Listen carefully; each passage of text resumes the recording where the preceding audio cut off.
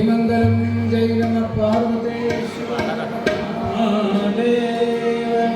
जगज्योति बसवेश्वर महाराज सिद्धलिंगेश्वर महाराज की गुरुकुमारेश्वर महाराज की गौरी शंकर शिवाचार्य महाराज की बाललीला महंत श्री योगीश्वर महाराज की मौन मल्लिनाथेश्वर महाराज की शिव सांभजे नमः पार्वतीश्वर नमः।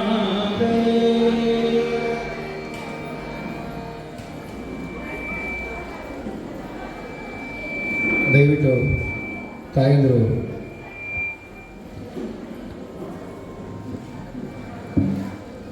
ಶಾಂತತೆಯನ್ನು ಕಾಪಾಡಿಕೊಳ್ಬೇಕು.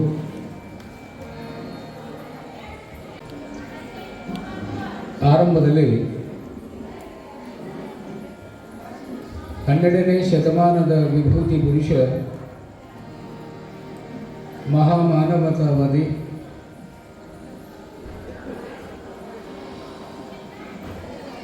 ಸರ್ವರಿಗೂ ಸಮಾನತೆಯನ್ನೇ ಕಲ್ಪಿಸಿಕೊಟ್ಟಿರುವಂಥ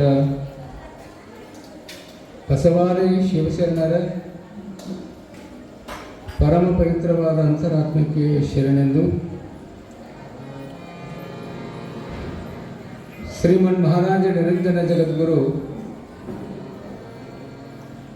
ಎಡೆಯೂರಿನ ಬಡೆಯ ತೋಂಟದ ಸಿದ್ಧಲಿಂಗ ಯತೀಶ್ವರರ ನಿರ್ವಿಕಲ್ಪ ಸಮಾಧಿಗೆ ಸಾಷ್ಟಾಂಗ ಪ್ರಣಾಮಗಳನ್ನು ಸಮರ್ಪಿಸಿ ಅಖಿಲ ಭಾರತ ವೀರಶೈವ ಮಹಾಸಭೆಯ ಸಂಸ್ಥಾಪನಾಚಾರ್ಯರು ಶ್ರೀಮದ್ ವೀರಶೈವ ಶಿವಯೋಗ ಮಂದಿರದ ಪೋಷಕರಾಗಿರುವ ಲಿಂಗೈಕ್ಯ ಹಾನಗಲ್ಲ ಗುರುಕುಮಾರ ಅಪ್ಪಂಗಳವರ ಅಡಿದಾವರಿಗಳಿಗೆ ಮಡಿಯಿಂದಲೇ ಶರಣಾಗಿ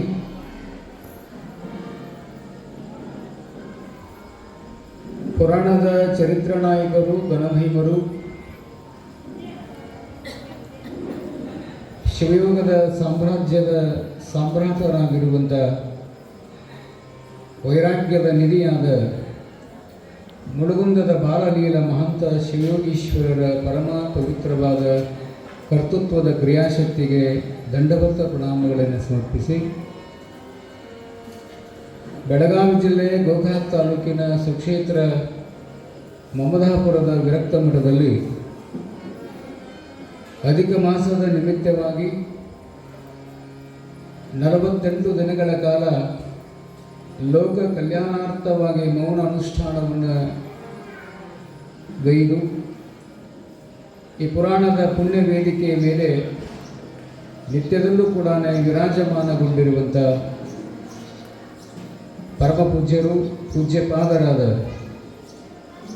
ಷಡಸ್ಥಲ ಬ್ರಹ್ಮ ಜಮಖಂಡಿಯ ಕಲ್ಯಾಣ ಮಠದ ಗೌರಿಶಂಕರ ಶಿವಾಚಾರ್ಯ ಮಹಾಸ್ವಾಮಿಗಳವರ ದಿವ್ಯ ಚರಣಾರವಿಂದಗಳಿಗೆ ನತಮಸ್ತಕನಾಗಿ ಈ ಕಾರ್ಯಕ್ರಮದ ಕೇಂದ್ರ ಬಿಂದುಗಳಾಗಿ ತಮ್ಮ ಸಮಗ್ರವಾದ ಬದುಕನ್ನೇ ಸಮಾಜಕ್ಕಾಗಿ ಸಮರ್ಪಣೆಯನ್ನು ಮಾಡಿ ಅನಂತ ರೋಗಿಗಳ ಬದುಕಿನಲ್ಲಿ ಮತ್ತೊಮ್ಮೆ ಬದುಕುವ ಭರವಸೆಯನ್ನು ನೀಡಿ ಕಾಯಕವೇ ಶಿವಪೂಜೆ ಎಂಬ ಭಾವದೊಂದಿಗೆ ಶಿವನಾಮ ಸ್ಮರಣೆಯನ್ನು ಜಗತ್ತಿಗೆ ನೀಡುವುದರ ಮೂಲಕವಾಗಿ 48 ವರ್ಷಗಳಿಂದ ಸಿದ್ಧಾರೂಢರ ಕರಸಂಜಾತರಾದ ಗುರುನಾಥ ರೋಡರು ಐಕ್ಯವಾದ ಪುಣ್ಯ ಪರಿಸರದಲ್ಲಿ ಜನ್ಮವನ್ನು ತಾಳಿ ನಮ್ಮ ನಿಮ್ಮೆಲ್ಲರಿಗೆ ಮಾರ್ಗದರ್ಶಕರಾಗಿ ಎನ್ನ ಉಸಿರಿನ ಒಡೆಯರಾಗಿರುವಂಥ ಶ್ರೀಮನ್ ನಿರಂಜನ ಸ್ವರೂಪ ಮೌನ ಮಲ್ಲಿಕಾರ್ಜುನ ಶಿವಯೋಗೀಶ್ವರರ ಪರಮ ಪವಿತ್ರವಾದ ಬಸವ ಪಾದಗಳನ್ನು ಸದಾವಕಾಲ ಎನ್ನ ಮಸ್ತಕದ ಮೇಲೆ ಹೊತ್ತುಕೊಂಡು ಎನ್ನ ವಿದ್ಯಾಗುರುಗಳಾದ ಗಾಣಯೋಗಿ ಶಿವಯೋಗಿ ಪಂಡಿತ ಪುಟ್ಟರಾದ ಗುರುವರ್ಯರನ್ನು ಧ್ಯಾನಿಸಿ ಇಂದಿನ ದಾಸೋಹದ ಸೇವಾ ಕೈಂಕರ್ಯವನ್ನು ವಹಿಸಿಕೊಂಡಿರುವಂಥ ಶರವಡಿಯ ಶ್ರೀಮಠದ ಭಕ್ತರಾಗಿ ಗುರುಗಳ ಆಜ್ಞಾಧಾರಕರಾಗಿರುವಂಥ ಕೇಶವ್ ಪತ್ತಾರ್ ಕುಟುಂಬ ವರ್ಗದವರೇ, ಈ ಅಪ್ಪನ ಮಹಾಪುರಾಣದಲ್ಲಿ ಒಂದು ದಿನವೂ ತಪ್ಪದ ಹಾಗೆ ತಮ್ಮ ಸಂಗೀತದ ಸ್ವರಗಳನ್ನು ಗುರುಪಾದಕ್ಕೆ ಸಮರ್ಪಣೆಯನ್ನು ಮಾಡುತ್ತಲೇ ಬಂದಿರುವಂಥ ಆತ್ಮೀಯರು ಯುವ ಗಾಯಕರು ಆದ ಶ್ರೀ ಮುತ್ತುರಾಜ್ ಹಂಸೂರವರೇ, ಆ ಸಂಗೀತಕ್ಕೆ ತಬಲಾವಾದಕರಾಗಿ ಗುರುಸೇವೆಯಲ್ಲಿ ನಿರತರಾಗಿರುವಂಥ ಪುಟ್ಟರಾಜ ಗುರುಗಳವರ ನೆರಳಿನಲ್ಲಿ ಅರಳಿ ಬಹಳ ಅದ್ಭುತವಾಗಿ ತಬಲಾವಾದಕರಾಗಿ ಶ್ರೀಮಠದ ಸೇವೆಯಲ್ಲಿ ನಿರತರಾಗಿರುವಂಥ ಚಂದ್ರಸ್ವಾಮಿ ಬಂಡಿಮಟ್ಟಿಯವರೇ, ಯಾವತ್ತೂ ಈ ಪುಣ್ಯಗ್ರಾಮದ ಸಮಸ್ತ ಗುರು ಹಿರಿಯರೇ, ತಾಯಂದ್ರೇ, ಧರ್ಮಾಭಿಮಾನಿಗಳೇ, ಶಿವನ ಸಂತಾನ ಶ್ರೇಷ್ಠರೇ, ನಿಮ್ಮೆಲ್ಲರ ಅಂತರಾತ್ಮದಲ್ಲಿರುವ ಪರಮಾತ್ಮನ ಜ್ಯೋತಿಗೆ ಶರಣು ಶರಣಾರ್ಥಿ. ಶಿವ ಸಾಂಬಜೇ ನಮ ಪಾರ್ವತೆ ಶಿವ ಹರ ಹರ ಮಹಾದೇವ. ಜಗಜ್ಯೋತಿ ಬಸವೇಶ್ವರ ಮಹಾರಾಜ್ ಕಿ, ಸಿದ್ಧಲಿಂಗೇಶ್ವರ ಮಹಾರಾಜ್ ಕಿ, ಬಾಲಲೀಲ ಮಹಾಂತ ಶಿವಯೋಗೀಶ್ವರ ಮಹಾರಾಜ್ ಕಿ, ಗೌರಿ ಶಂಕರ ಶಿವಾಚಾರ್ಯ ಮಹಾರಾಜ್ ಕಿ, ಮೌನ ಮಲ್ಲಿನಾಥೇಶ್ವರ ಮಹಾರಾಜ್ ಕಿ. ಶಿವ ಸಾಂಬಜೇ ನಮಃ ಪಾರ್ವತಿ ಶಿವ ಹರ ಮಹಾದೇವ. ಅಂಧನವ ನೇರಿದ ಸೊನಗನಂತೆ ಕಂಡರೆ ಬಿಡಲು ಮುಂದಿನ ಸ್ವಭಾವವು,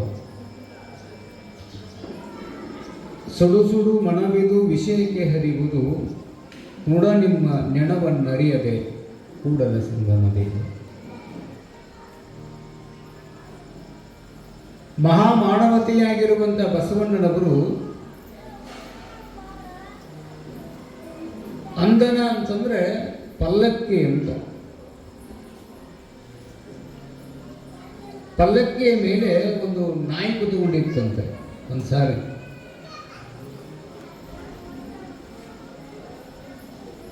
ಮನಸ್ಸನ್ನ ಎದಕ್ಕೆ ಹೊರಿಸಿದ್ರು ನಮ್ಮವರು ಅಂದ್ರೆ ನಾಯಿಗೆ ಹೊರಿಸಿದ್ದಾರೆ. ಅಂದ್ರೆ ಚಂಚಲ ಸ್ವರೂಪವಾಗಿರ್ತಕ್ಕಂಥದ್ದು ಅಂತ ಮನಸ್ಸು. ಮನಸ್ಸಿನ ವೇಗ ಎಷ್ಟು ವೇಗವಾಗಿ ಸಂಚಾರ ಮಾಡುತ್ತೆ ಅಂದ್ರೆ, ಈ ಗಾಳಿ ಎಷ್ಟು ವೇಗವಾಗಿ ಸಂಚಾರ ಮಾಡ್ತದಲ್ಲ, ಅಷ್ಟು ವೇಗವಾಗಿ ಸಂಚಾರ ಮಾಡುವಂಥದ್ದು ಯಾವುದು ಅಂದರೆ ಮನಸ್ಸು ಅಂತ. ಬೆಳಕು ಎಷ್ಟು ವೇಗವಾಗಿ ಪ್ರಖರತೆಯನ್ನು ನೀಡುತ್ತದಲ್ಲ, ಅಷ್ಟು ವೇಗವಾಗಿ ಸಂಚಾರ ಮಾಡ್ತಕ್ಕಂಥದ್ದು ಯಾವುದಂದ್ರೆ ಮನಸ್ಸು. ಮನಸ್ಸನ್ನ ಹಿಡಿದು ಕಟ್ಟಿದವರಲ್ಲಿ ಗೆದ್ದವರು ಬಹಳ ಕಡಿಮೆ, ಸೋತವರೇ ಬಹಳ ಹೆಚ್ಚು. ಯಾಕಂದ್ರೆ ಮನಸ್ಸು ಇಲ್ಲಿ ಬಂದು ಪುರಾಣದಲ್ಲಿ ಐತೆ ಅಂತಂದ್ರೆ ಬಹುಶಃ ಎಲ್ಲೆಲ್ಲಿ ಹೋಗಿರ್ತದೋ ಗೊತ್ತಾಗೋದು. ಬರೋ ಮುಂದೆ ಮನೆ ಕಿರಿ ಹಾಕಿದ್ನೋ ಇಲ್ಲೋ ಅಂತಿರ್ತಾರೆ ಕೆಲವರು. ಸರಿಯಾಗಿ ಚಿಲ್ಕ ಹಾಕಿ ಬಂದೇ ಇಲ್ಲೋ ಅಂತಿರ್ತದೆ. ಇಲ್ಲಿ ಕುತ್ಕೊಂಡು ಮನೆ ವ್ಯವಹಾರವನ್ನು ಮಾಡುತ್ತಾ ವ್ಯವಸ್ಥೆಯನ್ನು ಹೊಂದಿರತಕ್ಕಂಥದ್ದು ಯಾವುದಂದ್ರೆ ಮನಸ್ಸು. ಹಾಗಾದ್ರೆ ಮನಸ್ಸನ್ನು ಕಟ್ಟಿ ಹಾಕಿದವರಲ್ಲಿ, ಮನಸ್ಸನ್ನು ತಮ್ಮ ಸೀಮಿತದಲ್ಲಿಟ್ಟುಕೊಂಡವರಲ್ಲಿ ಅಗ್ರಗಣ್ಯರಾಗಿರ್ತಕ್ಕಂಥವರು ಮುಡುಗುಂದದ ಬಾಲಲೀಲ ಮಹಂತ ಸ್ವಾಮಿಗಳವರು. ಹೇಗಿರ್ತದೆ ಮನಸ್ಸು ಅಂತಂದ್ರೆ, ಶ್ರಾವಣ ಮಾಸ ಮುಗಿದ ಮೇಲೆ ಬರುವ ಮಾಸ ಯಾವ್ದ್ರಿ? ಯಾವ್ದು ಬರ್ತದೆ? ಭಾದ್ರಪದ ಮಾಸ ಬರ್ತದೆ. ಆ ಭಾದ್ರಪದ ಮಾಸದಲ್ಲಿ ನಾವೇನ್ ಮಾಡ್ತೀವಿ ಅಂದ್ರೆ ಗಣಪತಿಯನ್ನ ಆರಾಧನೆ ಮಾಡ್ತಕ್ಕಂಥ ಪರಂಪರೆ ಇದೆ. ಈ ಗಣಪತಿಯನ್ನು ಮೊದಲ ಬಾರಿಗೆ ಸಾರ್ವಜನಿಕ ಗಣಪತಿಯನ್ನ ಇಡಲಿಕ್ಕೆ ವ್ಯವಸ್ಥೆ ಮಾಡಿದವರು ಯಾರು ಹೇಳ್ರಿ? ಯಾರು? ಬಾಲಗಂಗಾಧರ ತಿಲಕರು. ಮೊದಲ ಸಾರ್ವಜನಿಕ ಗಣಪತಿ ಇರಲಿಲ್ಲ ಅಂತ, ಮನೆಯಾಗಷ್ಟೇ ಇಡ್ತಿದ್ರಂತ. ನಮ್ಮ ಸಾರ್ವಜನಿಕವಾಗಿ ಗಣಪತಿಯನ್ನ ಇಡುವಂತ ವ್ಯವಸ್ಥೆಯನ್ನು ಯಾಕೆ ಮಾಡಿದ್ರು ಬಾಲಗಂಗಾಧರ ತಿಲಕರು ಅಂತಂದ್ರೆ, ಸ್ವತಂತ್ರ ಸಿಕ್ಕಿದ್ದಿಲ್ಲ. ಸ್ವತಂತ್ರ ಸಿಗದೇ ಇರ್ತಕ್ಕಂಥ ಪೂರ್ವದಲ್ಲಿ ಬ್ರಿಟಿಷರು ನಮ್ಮನ್ನು ಆಳ್ತಾ ಇದ್ರಲ್ಲ, ಆ ಬ್ರಿಟಿಷರನ್ನ ಭಾರತದಿಂದ ಹೊರಗೆ ಕಳಿಸಲು, ಹೊಡೆದೋಡಿಸಲು ಸಂಘಟನೆ ಮಾಡಬೇಕಾಗಿತ್ತು ಬಾಲಗಂಗಾಧರ ತಿಲಕರವರು. ಯಾಕಂದ್ರೆ ಇಷ್ಟು ಜನ ಬಂದು ಕುಂತೇವಲ್ಲ, ಹಿಂಗೆ ಯಾರು ಕುಂದ್ರು ಹಾಗಿದ್ದಿಲ್ಲ. ಯಾವಾಗ 1947 ಇಸ್ವಿಯ ಪೂರ್ವದಲ್ಲಿ ನಮ್ಮನ್ನೊಬ್ಬರು ಆಳ್ತಿದ್ರಲ್ಲ ಬ್ರಿಟಿಷರು, ಗುಂಪು ಗುಂಪಾಗಿ ಸೇರಬಾರದು ಅನ್ನುವಂಥ ಬ್ರಿಟಿಷರ ಒಂದು ಆಜ್ಞೆ ಇರುವುದರಿಂದ ಬಾಲಗಂಗಾಧರ ತಿಲಕರವರು ಏನು ಮಾಡಿದ್ರು ಅಂದ್ರೆ ಗಣಪತಿಯನ್ನು ಇಡುವುದರ ಮೂಲಕವಾಗಿ ಗುಂಪು ಗುಂಪಾಗಿ ಸೇರಿ ದೇಶದ ಸಂಘಟನೆ ಮಾಡುವಂಥ ವ್ಯವಸ್ಥೆಗೆ ಗಣಪತಿಯನ್ನು ಯಾಕೆ ಇಟ್ಟರು ಅವರು ಅಂದರೆ ದೇಶಕ್ಕೆ ಸ್ವತಂತ್ರವನ್ನು ತಂದುಕೊಡ್ಲಿಕ್ಕೆ ಯುವಕರಿಗೆ ಒಂದಿಷ್ಟು ಪ್ರೇರೇಪಣೆ ಆಗಬೇಕು ಅನ್ನುವಂಥ ಉದ್ದೇಶದಿಂದ ಗಣಪತಿಯನ್ನು ಸಾರ್ವಜನಿಕವಾಗಿ ಅವರು ಇಡಾಕತ್ತಿದ್ರು. ಎಲ್ಲರೂ ಮಣ್ಣಿನ ಗಣಪತಿ ಇಟ್ಟಿದ್ದು ನೋಡಿರಿ. ಇಲ್ಲಿ ಶ್ರೀಮಠದಲ್ಲಿ ಗಣಪತಿ ಅದ ನೋಡ್ರಿ, ಎಷ್ಟು ಎತ್ತರದ ಗಣಪತಿ. ನಮ್ಮ ಮನೆಯಲ್ಲಿ ನಿಮ್ಮ ಮನೆಯೊಳಗೆ ಕೇವಲ 5 ದಿನ ಇಟ್ಟು ಅಥವಾ 9ನೇ ಇಟ್ಟು ವಿಸರ್ಜನೆ ಮಾಡುತ್ತೇವೆ. ಆದರೆ ಶ್ರೀಮಠದಲ್ಲಿ ಪೂಜ್ಯರು ವರ್ಷಾನುಗಟ್ಟಲೆ ಕೂಡ ಭಕ್ತರಿಗೆ ದರ್ಶನಾರ್ಥವಾಗಿ ಯಾಕೆ ಇಲ್ಲಿ ಅದನ್ನು ಮುಹೂರ್ತ ಮಾಡಿದರು, ಪ್ರತಿಷ್ಠಾಪನೆ ಮಾಡಿದರು ಅಂದರೆ ಮಠಕ್ಕೆ ಬರುವ ಭಕ್ತರ ವಿಘ್ನವನ್ನು ಕಳೀಲಿ ಅನ್ನುವಂಥ ಉದ್ದೇಶದಿಂದ ನಮಗೆ ವರ್ಷಾನುಗಟ್ಟಲೆ ಕೂಡ ವಿಘ್ನೇಶ್ವರನ ದರ್ಶನ ಸಿಗ್ತದೆ ಈ ಮಠಕ್ಕೆ ಬಂದರು. ಒಬ್ಬ ಸಾಹುಕಾರ ಏನು ಮಾಡಿದ ಅಂತಂದ್ರೆ ಎಲ್ಲರೂ ಮಣ್ಣಿನ ಗಣಪತಿಯನ್ನು ತಂದು ಪೂಜೆ ಮಾಡಕತ್ತಿದ್ರು. ಆತ ಯಾವ ಗಣಪತಿ ತಂದಿದ್ದ ಅಂದ್ರೆ ಬಂಗಾರದ 5 kg ಗಣಪತಿಯನ್ನು ತಗೊಂಡು ಬಂದ. 5 kg ಬಂಗಾರ. ಹಲೋ,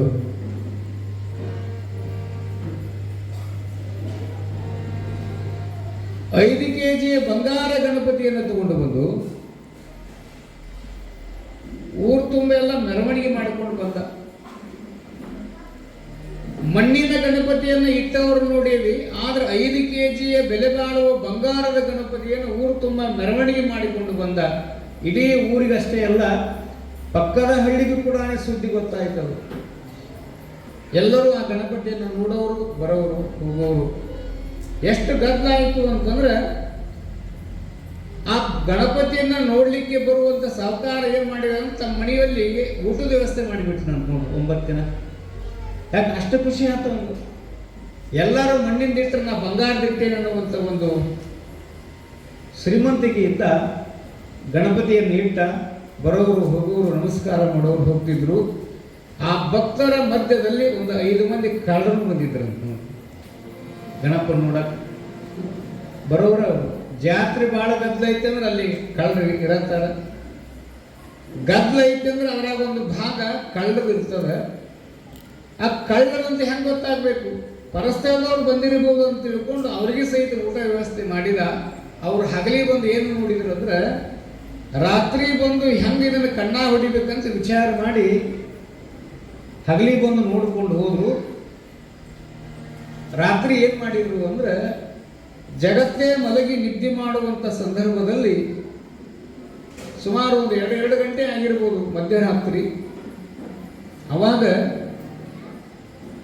ಎಲ್ಲಿ ಇಟ್ಟಿದ್ನಲ್ಲ, ಯಾವ ಮನೆಯ ಅಂಕಣದಲ್ಲಿ ಇಟ್ಟಿದ್ನಲ್ಲ ಸಾಹುಕಾರ, ಆ ಅಂಕಣವನ್ನು ಕೊರೆದ್ರು. ಅಂಕಣವನ್ನು ಕೊರೆದು ಬಂಗಾರದ ಗಣಪತಿಯನ್ನು ತಗೊಂಡು ಮಣಿಯಿಂದ ಹೊಂಟರು ರಾತ್ರಿ. ಅದನ್ನು ಯಾರು ನೋಡಿದ್ರು ಅಂದ್ರೆ ಆ ಸಾಹುಕಾರನ ಮಣಿಯ ನಾಯಿ ನೋಡಿತೆ ಅಂತ. ಕೆಲವು ನಾಯಿಗಳು ಬಗಳುತ್ತವೆ, ಇನ್ನು ಕೆಲವು ನಾಯಿಗಳು ಬಗಳುವುದಿಲ್ಲ ನೋಡ್ರಿ. ಸಾಹುಕಾರನ ಮನೆಯ ನಾಯಿ ಏನು ಮಾಡಿತ್ತು ಅಂದ್ರೆ ಒದರಲಿಲ್ಲ, ಅದು ಬಗಲಿಲ್ಲ. ಆ ಕಳ್ಳರ ತೆಗೆದುಕೊಂಡು ಹೋಗುವಂಥ 5 kg ಬಂಗಾರದ ಗಣಪತಿಯನ್ನು ತಗೊಂಡು ಹೊಂಟಿದ್ರು. ಅವರು ಚೀಲ ಹಾಕ್ಕೊಂಡು ಅವ್ರ ಹಿಂದಿನ ಹೋದ್ರು. ಅವರು ತಮ್ಮ ಸೀಮೆಯನ್ನು ದಾಟಬೇಕಾದ್ರೆ ಬೆಳಕಾಗ್ತಾ ಬಂತು. ಏನಂದ್ರು ಅಂದ್ರೆ ಇನ್ನು ಬೆಳಕಾಗ್ತಾ ಬಂತು, ಜನರು ಅಡ್ಡಾಡಕತ್ಯಾರ, ಇದನ್ನು ಹೋಗೋದು ಇಲ್ಲೇ ಈ ಹಳದಾಗ ಹೋಗೋದು, ರಾತ್ರಿ ಬಂದು ತಗೊಂಡು ಹೋಗೋಣ ಅಂತ ತಿಳ್ಕೊಂಡು ಆ ಬಂಗಾರದ ಗಣಪತಿಯನ್ನು ಹಳ್ಳದಲ್ಲಿ ಉಸುಗು ತೆಗೆದು ಮುಚ್ಚಿ ಗುರುತ ಮಾಡಿ ಹೋದ್ರು. ನಾಯಿ ಮರಿಯೊಳಗೆ ನಿಂತು ನೋಡ್ತಿತ್ತದು. ಮರೆಯಲ್ಲಿ ನಿಂತು ನೋಡಿ ಹಳ್ಳಿ ಮನೆಗೆ ಬಂತು. ಬೆಳಗಾಮದ ಸುದ್ದಿ ಬಂತು ನೋಡ್ರಿ, ಏನು ಗೌಡನ ಮನೆಯ ಬಂಗಾರದ ಗಣಪತಿಯನ್ನು ಕಣ್ಣ ಹಾಕಿ ಕಳ್ಳರು ತಗೊಂಡು ಹೋಗ್ಯಾರ. ಏನು ಅಳಾಕತ್ತಿ ಬಿಟ್ಟ, ಏನು ಅಳಾಕತ್ತಿದ್ರು, ಸ್ವಸ್ಥ್ಯಾರ ಅಳಾಕತ್ತಿದ್ರು. ಯಾರು ಸಮಾಧಾನ ಮಾಡಿದ್ರು ಸುಮ್ಮನಾಗಲಿಲ್ಲ. ಯಾಕೆ ಏನಾಗಿದೆ, ಬಂಗಾರದ ಗಣಪತಿಯನ್ನು ಕಳ್ಳರು ಕಳು ಮಾಡ್ಯಾರ ಅಂತ ತಿಳ್ಕೊಂಡು ಎಲ್ಲರೂ ಬಂದು ಸಮಾಧಾನ ಮಾಡಕತ್ತಿದ್ರು. ಅವ್ರ ಮನೆ ನಾಯಿ ಏನು ಮಾಡುತ್ತೆ ಅಂದ್ರೆ ಆ ಗೌಡನ ದೋತ್ರ ಹಿಡಿದು ಜಗ್ಗಾಕತ್ತದ. ಎಲ್ಲರೂ ಅಂತಾರೆ, ಯಾಕಂದ್ರೆ ನಿಮ್ಮ ನಾಯಿ ನಿಮ್ಮನ್ನು ಎಲ್ಲಿ ಕರೆಯಾಕತ್ತದ್ರಿ, ಹೌದಾ, ಹೋಗೋಣ ನಡ್ರಿ ಅಂತ ತಿಳ್ಕೊಂಡು ಆ ದೋತ್ರ ಹಿಡ್ಕೊಂಡು ಎಳ್ಕೊಂಡು ಎಲ್ಲಿಗೆ ಬಂತಂದ್ರೆ ಗೌಡ ಬಂದ, ಹೆಂಡತಿ ಮಕ್ಕಳು ಸ್ವಸ್ತ್ಯಾರು ಊರಣ್ಣವ್ರು ಎಲ್ಲರೂ ನಾಯಿ ಹಿಂದಿಂದ ಬಂದರು. ನಾಯಿ ಏನು ಮಾಡುತ್ತೆ ಅಂತಂದ್ರೆ ಆ ರಾತ್ರಿಯನ್ನು ಕತ್ತಿದ್ರಲ್ಲ ಕಳ್ಳರು, ಆ ಜಗ ತೋರಿಸಿ ತನ್ನ ಮುಂಗಾಲಲ್ಲಿ ಹಿಂಗೆ ಬರಾಕತ್ತೇವರು.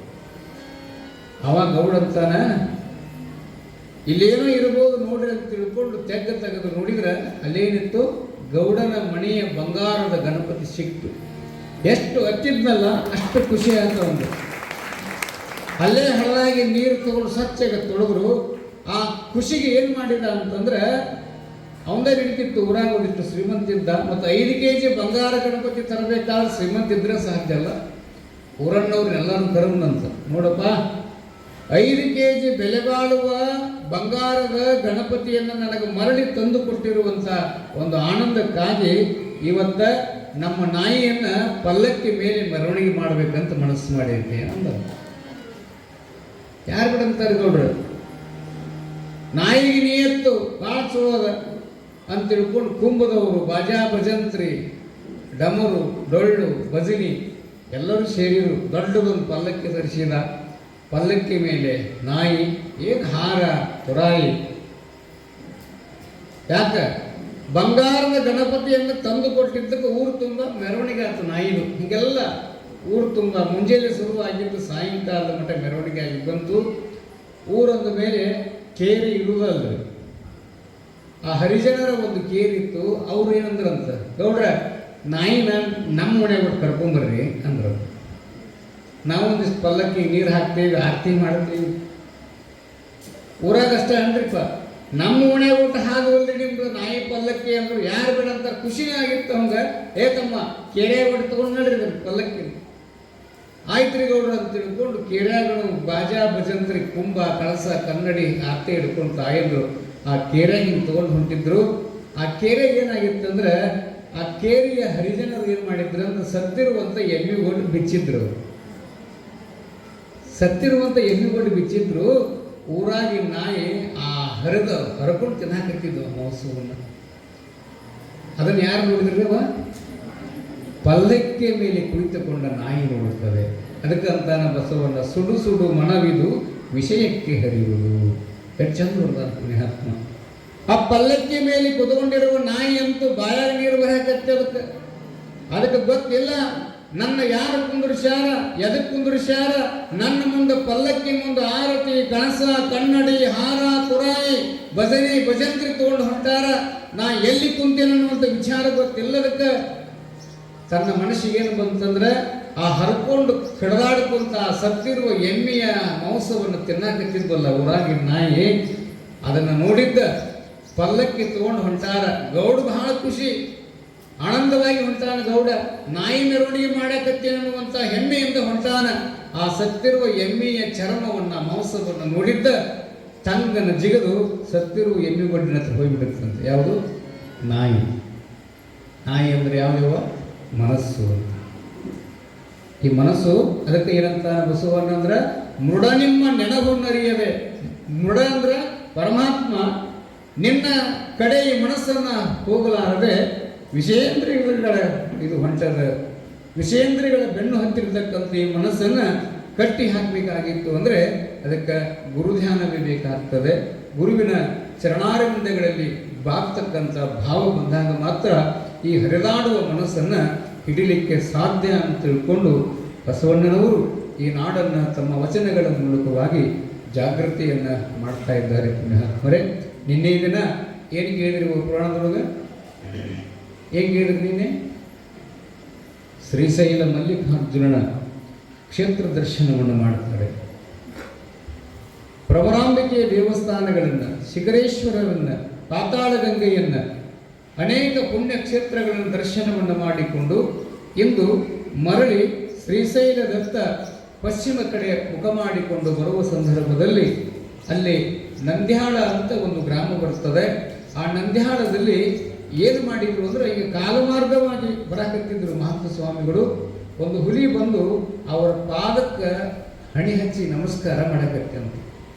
ಯಾವುದು ದುಷ್ಟ ವ್ಯಾಘ್ರವಾಗಿರ್ತಕ್ಕಂಥದ್ದೊಂದು ಹುಲಿ ಬಂದವರ ಪಾದಕ್ಕೆ ಒಂದು ನಮಸ್ಕಾರ ಮಾಡಕತ್ತೀವಿ. ನಮಸ್ಕಾರ ಮಾಡಿದಾಗ ಏನು ಮಾಡಿದ್ರು ಅಂದ್ರೆ ಆ ಹುಲಿಯ ಮಸ್ತಕದ ಮೇಲೆ ತಲೆ ಮೇಲೆ ಹಸ್ತ ಇಟ್ಟು ಅದರ ಮೇಲೆ ಕುತ್ಕೊಂಡು ಬಿಲ್ವ ವೃಕ್ಷದ ಕೆಳಗಡೆ ಸಂಚಾರ ಮಾಡ್ತಕ್ಕಂಥ ವ್ಯವಸ್ಥೆಯನ್ನು ಆ ನಂದಿಹಾಳ ಗ್ರಾಮದ ಭಕ್ತರು ನೋಡುತ್ತಾರೆ. ಹುಲಿಯನ್ನೇರಿಕೊಂಡು ಬರಕತ್ಯಾರ ಅಂತಂದ್ರೆ ಇವರು ಸಾಕ್ಷಾತ್ ಶಿವಸ್ವರೂಪಿಗಳೇ ಇರಬೇಕಂತ ತಿಳ್ಕೊಂಡು ಯಪ್ಪ ನಮ್ಮ ಗ್ರಾಮದಲ್ಲಿ ತಾವು ವಾಸ್ತವ್ಯ ಮಾಡಬೇಕಂತ ತಿಳ್ಕೊಂಡು ಬೆನ್ನ ಮಾಡಿಕೊಂಡಾಗ ಅವರು ಜನರ ಸಂಘದಿಂದ ದೂರ ಉಳಿದುಕೊಂಡಿರ್ತಕ್ಕಂಥ ಮಹಂತ ಸ್ವಾಮಿಗಳು ಆ ಬಿಲ್ಲು ವೃಕ್ಷದ ಕೆಳಗಡೆನೆ ಅಂದು ಬೆಳಗಿನ ಲಿಂಗಾರ್ಚನೆ ಮಾಡಿಕೊಂಡು ಮುಂದೆ ಆ ಹುಲಿಯ ಮೇಲೆ ಸಂಚಾರವನ್ನು ಮಾಡ್ತಾ ಇಂದು ಎಲ್ಲಿಗೆ ಬರ್ತಾರ ಪುಣ್ಯಾತ್ಮರಂದ್ರೆ ಮೈಸೂರ ಚಾಮುಂಡಿಯ ಬೆಟ್ಟಕ್ಕೆ ಬರ್ತಾ ಇದ್ದಾರೆ.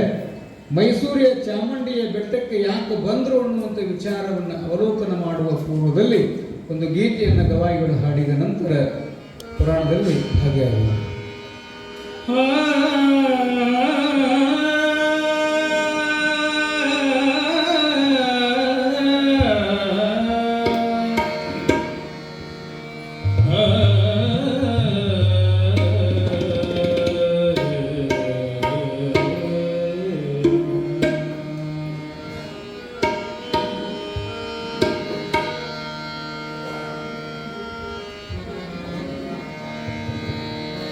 ದೇವರು ಎಲ್ಲರಿಗೂ ಎಲ್ಲ ಕೊಟ್ಟಿಲ್ಲ,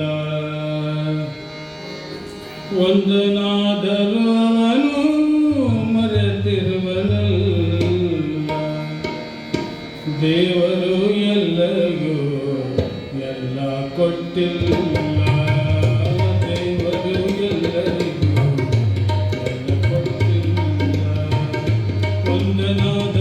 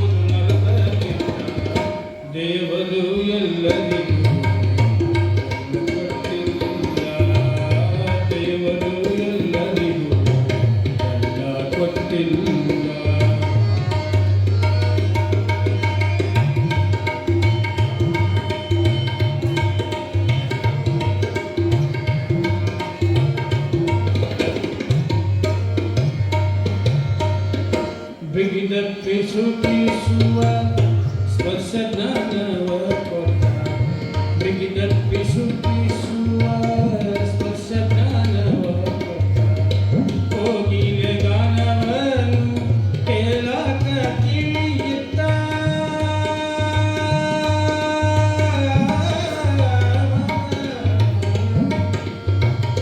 ಹೋಗಿಲೆ ಗಾನವನು ಕೇಳಾಕ ತಿಳಿಯುತ್ತ, ಕೈ ನೋಡಲಾಗ ನಾನಿಗೆ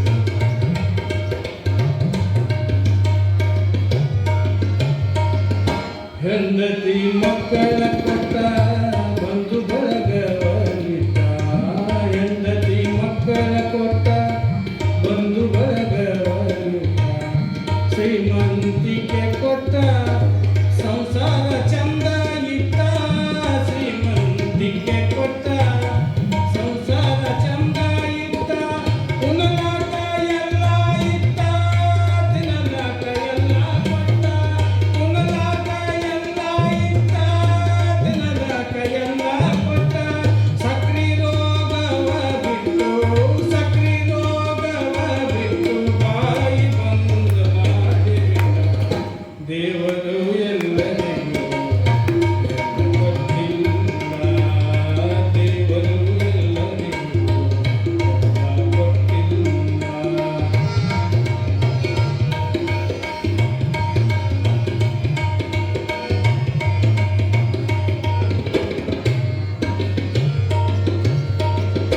ಕೋಮಲ ದೇಹವ ಕೊಟ್ಟ ಕಮಲದ ಮುಖ ಇಟ್ಟ ಕೋಮಲ ದೇಹವ ಕೊಟ್ಟ ಕಮಲದ ಮುಖ ಇಟ್ಟ ಸುಂದರ ರೂಪು ಕೊಟ್ಟ ಸುಗುಣವ ಮರೆತು ಬಿಟ್ಟ ಸುಂದರ ರೂಪು ಕೊಟ್ಟ ಸುಗುಣವ ಮರೆತು ಬಿಟ್ಟ ಸತಿಪತಿಗಳ ನಡುವೆ ಮಧುರ ವಂದನೆ ಇಟ್ಟ ಸತಿಪತಿಗಳ ನಡುವೆ ಮಧುರ ವಂದನೆ ಇಟ್ಟ ಸೌಭಾಗ್ಯ ಕಸಗೊಂಡು ಸೌಭಾಗ್ಯ ಕಸಗೊಂಡು ವಿಧವೆಯನ್ನು ಮಾಡಿಬಿಟ್ಟ ದೇವರು ಎಲ್ಲರಿಗೂ ಕೊಟ್ಟಿಲ್ಲ ವಂದನಾದರೂ ಅವನು ಮರೆತಿರುವರಲ್ಲ ದೇವರು ಎಲ್ಲರಿಗೂ ದೇವರು ಎಲ್ಲರಿಗೂ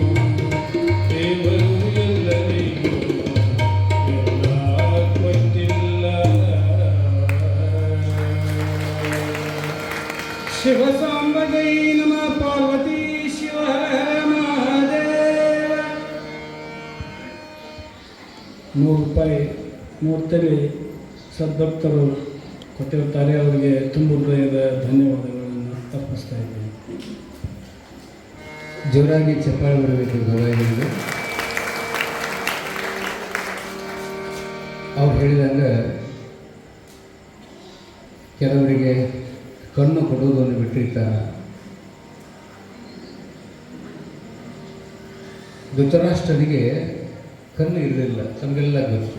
ಯಾರು ಮಾತಾಡ್ರಿಂದ ಯಾರು ದಯವಿಟ್ಟು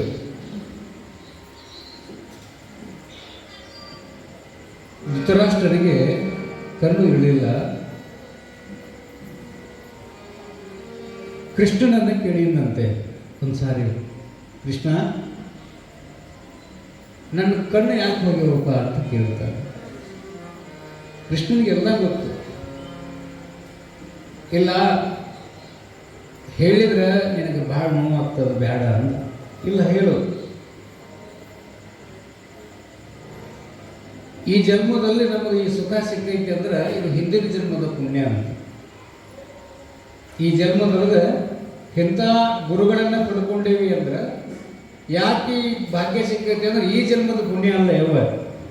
ಈ ಜನ್ಮದಲ್ಲಿ ಇಂಥ ಮೌನ ಮಲ್ಲಿಕಾರ್ಜುನ ಅಪ್ಪಂಗಳಂತಕ್ಕಂಥ ಶ್ರೇಷ್ಠ ಗುರುಗಳ ಪಾದದ ಅಡಿ ಒಳಗೆ ನಾವು ಅಧಿಕ ಮಾಸವನ್ನು ಕಳೆಯಾಕತ್ತೀವಿ ಅಂದ್ರೆ ಹಿಂದೆ ನಮ್ಮ ತಂದೆ ತಾಯಿಗಳು ಗುರುಲಿಂಗ ಜಂಗಮರ ಸೇವೆಯನ್ನು ಮಾಡಿ ನಮಗೆ ಜನ್ಮ ಕೊಟ್ಟಿದ್ದಕ್ಕೆ ಇಂಥ ಗುರುಗಳು ಸಿಗ್ತಾರೆ. ಇದು ಈ ಜನ್ಮದಲ್ಲಿದೆ. ಇದು ಹಿಂದಿನ ಜನ್ಮದ ಪುಣ್ಯ ಇದ್ರೆ ಮಾತ್ರ ಇಂಥ ಶ್ರೇಷ್ಠ ಗುರುಗಳು ಸಿಗುತ್ತಾರೆ. ಕೃಷ್ಣ ಹೇಳ್ತಾನ ಹೇಳಬೇಕೆ? ಹೌದು, ನನ್ನ ಕಣ್ಣು ಯಾಕೆ ಹೋಗಿ ಹೇಳು. ಅವಾಗ ಕೃಷ್ಣ ಹೇಳಿದಂತ, ನೋಡಪ್ಪ, ನೀನು ಹೋದ ಜನ್ಮದಲ್ಲೂ ರಾಜನ ಮಗ ಆಗಿದ್ದಿ, ಪಾದ ಜನ್ಮದಲ್ಲೂ ರಾಜನ ಮಗ ಆಗಿದ್ದಿ. ಎಷ್ಟು ಉಡಾಳಿ ಇದ್ದಿ ಅಂತಂದ್ರೆ ಒಬ್ಬನೇ ಮಗ, ತಂದೆ ಏನು ಕೇಳ್ತೀವಿ ಎಲ್ಲ ತಂದು ಕೊಡ್ತಿದ್ದು ನಿನಗೆ. ರಾಜನ ಮಗ ಅಂತ ತಿಳ್ಕೊಂಡು ಒಂದಿಷ್ಟು ಬೆದರಿಕೆ ಆಗಲಿ ಹೆದರಿಕೆ ಆಗಲಿ ಅಂತ ಬೆಳೆಸಿಬಿಟ್ಟಿದ್ದ ಒಬ್ಬನೇ ಮಗ. ನಿನ್ನ ಉದ್ದಡತನಕ್ಕೆ ಬೆರಳಿ ಇಲ್ಲಲಾರ್ದಂಗ ಉಡಾಳಾಗಿ ಜೀವನ ಮಾಡ್ತಿದ್ದಿ. ಒಂದು ಸಾರಿ ನಿನ್ನ ಅರಮನೆಯ ಮುಂದೆ ಒಂದು ನೀರಿನ ಹೊಂಡಿತ್ತಂತೆ. ಲಕ್ಷ್ಯ ಕೊಡ್ರಿ, ನೀರಿನ ಹೊಂಡಿತ್ತಂತ. ನೀರಿನ ಹೊಂಡದಲ್ಲಿ ಒಂದು ಹಂಸ ಪಕ್ಷಿ ತನ್ನ 9 ಮರಿಗಳನ್ನು ಕರ್ಕೊಂಡು ಆ ನೀರಾಗ ಆಡ್ತಿರ್ತಂಥದ್ದು. ಭಾಳ ಚಂದ ಆಡ್ತಿರ್ತದೆ ನೋಡಿ ಪಕ್ಷಿಗಳು. ಹಂಸ ಪಕ್ಷಿ ತನ್ನ ಮರಿಗಳನ್ನು ಕರ್ಕೊಂಡು ಆ ನೀರಿನಲ್ಲಿ ಆಟ ಆಡೋ ಸಂದರ್ಭದಲ್ಲಿ ಇವ ಉಡಾಡಿದ್ದಲ್ಲ. ಯಾರ ಸುದ್ದಿ ಹೇಳಾಕಿರ್ತೀರಿ? ಧೃತರಾಷ್ಟ್ರ. ಯಾವಾಗಿಂದಿದು? ಹಿಂದಿನ ಜನ್ಮ. ಏನು ಮಾಡಿದಂದ್ರೆ ಎಷ್ಟು ಉಡಾಳಿ ಇದ್ದಿ ಅಂತಂದ್ರೆ ಕೃಷ್ಣ ಹೇಳಕತ್ತಲ್ಲ ಧೃತರಾಷ್ಟ್ರನ ಮುಂದೆ. ಒಂದು ಕಡ್ಡಿ ತಗೊಂಡು ಏನು ಮಾಡಿದ್ನಂದ್ರೆ ಆ ತಾಯಿ ಪಕ್ಷಿ ಇರ್ತಲ್ಲ ಹಂಸ ಪಕ್ಷಿ, ಆ ಹಂಸ ಪಕ್ಷಿಯ ಕಣ್ಣಿಗೆ ಚುಚ್ಚಿಬಿಟ್ಟಂತ. ಕಣ್ಣಾಗ ದಳ ಅಂತ ರಕ್ತ ಬಂದ್ಬಿಡುತ್ತೆ. ಒಂದು ಕಣ್ಣು ಹೋತು. ಸುಮ್ಮನೆ ಬಿಡೋದು ಬೇಡ. ಈಚೆ ಕಡೆ ಒಂದು ಕಣ್ಣು ಇರ್ತಲ್ಲ, ಎಡಕಿನ ಕಣ್ಣು, ಆ ಕಣ್ಣಿಗೂ ಮತ್ತೊಂದು ಕಡ್ಡಿ ತಂದು ಚುಚ್ಚಿಬಿಟ್ಟ. 2 ಕಣ್ಣೊಳಗೆ ಧಾರಾಕಾರವಾಗಿ ರಕ್ತ, 2 ಕಣ್ಣು ಹೋಗಿಬಿಟ್ಟು ತಾಯಿ. 2 ಕಣ್ಣನ್ನು ಕಳ್ಕೊಂಡು ಬಿಡ್ತು. ಯಾರಿಂದ? ಈತನಿಂದ.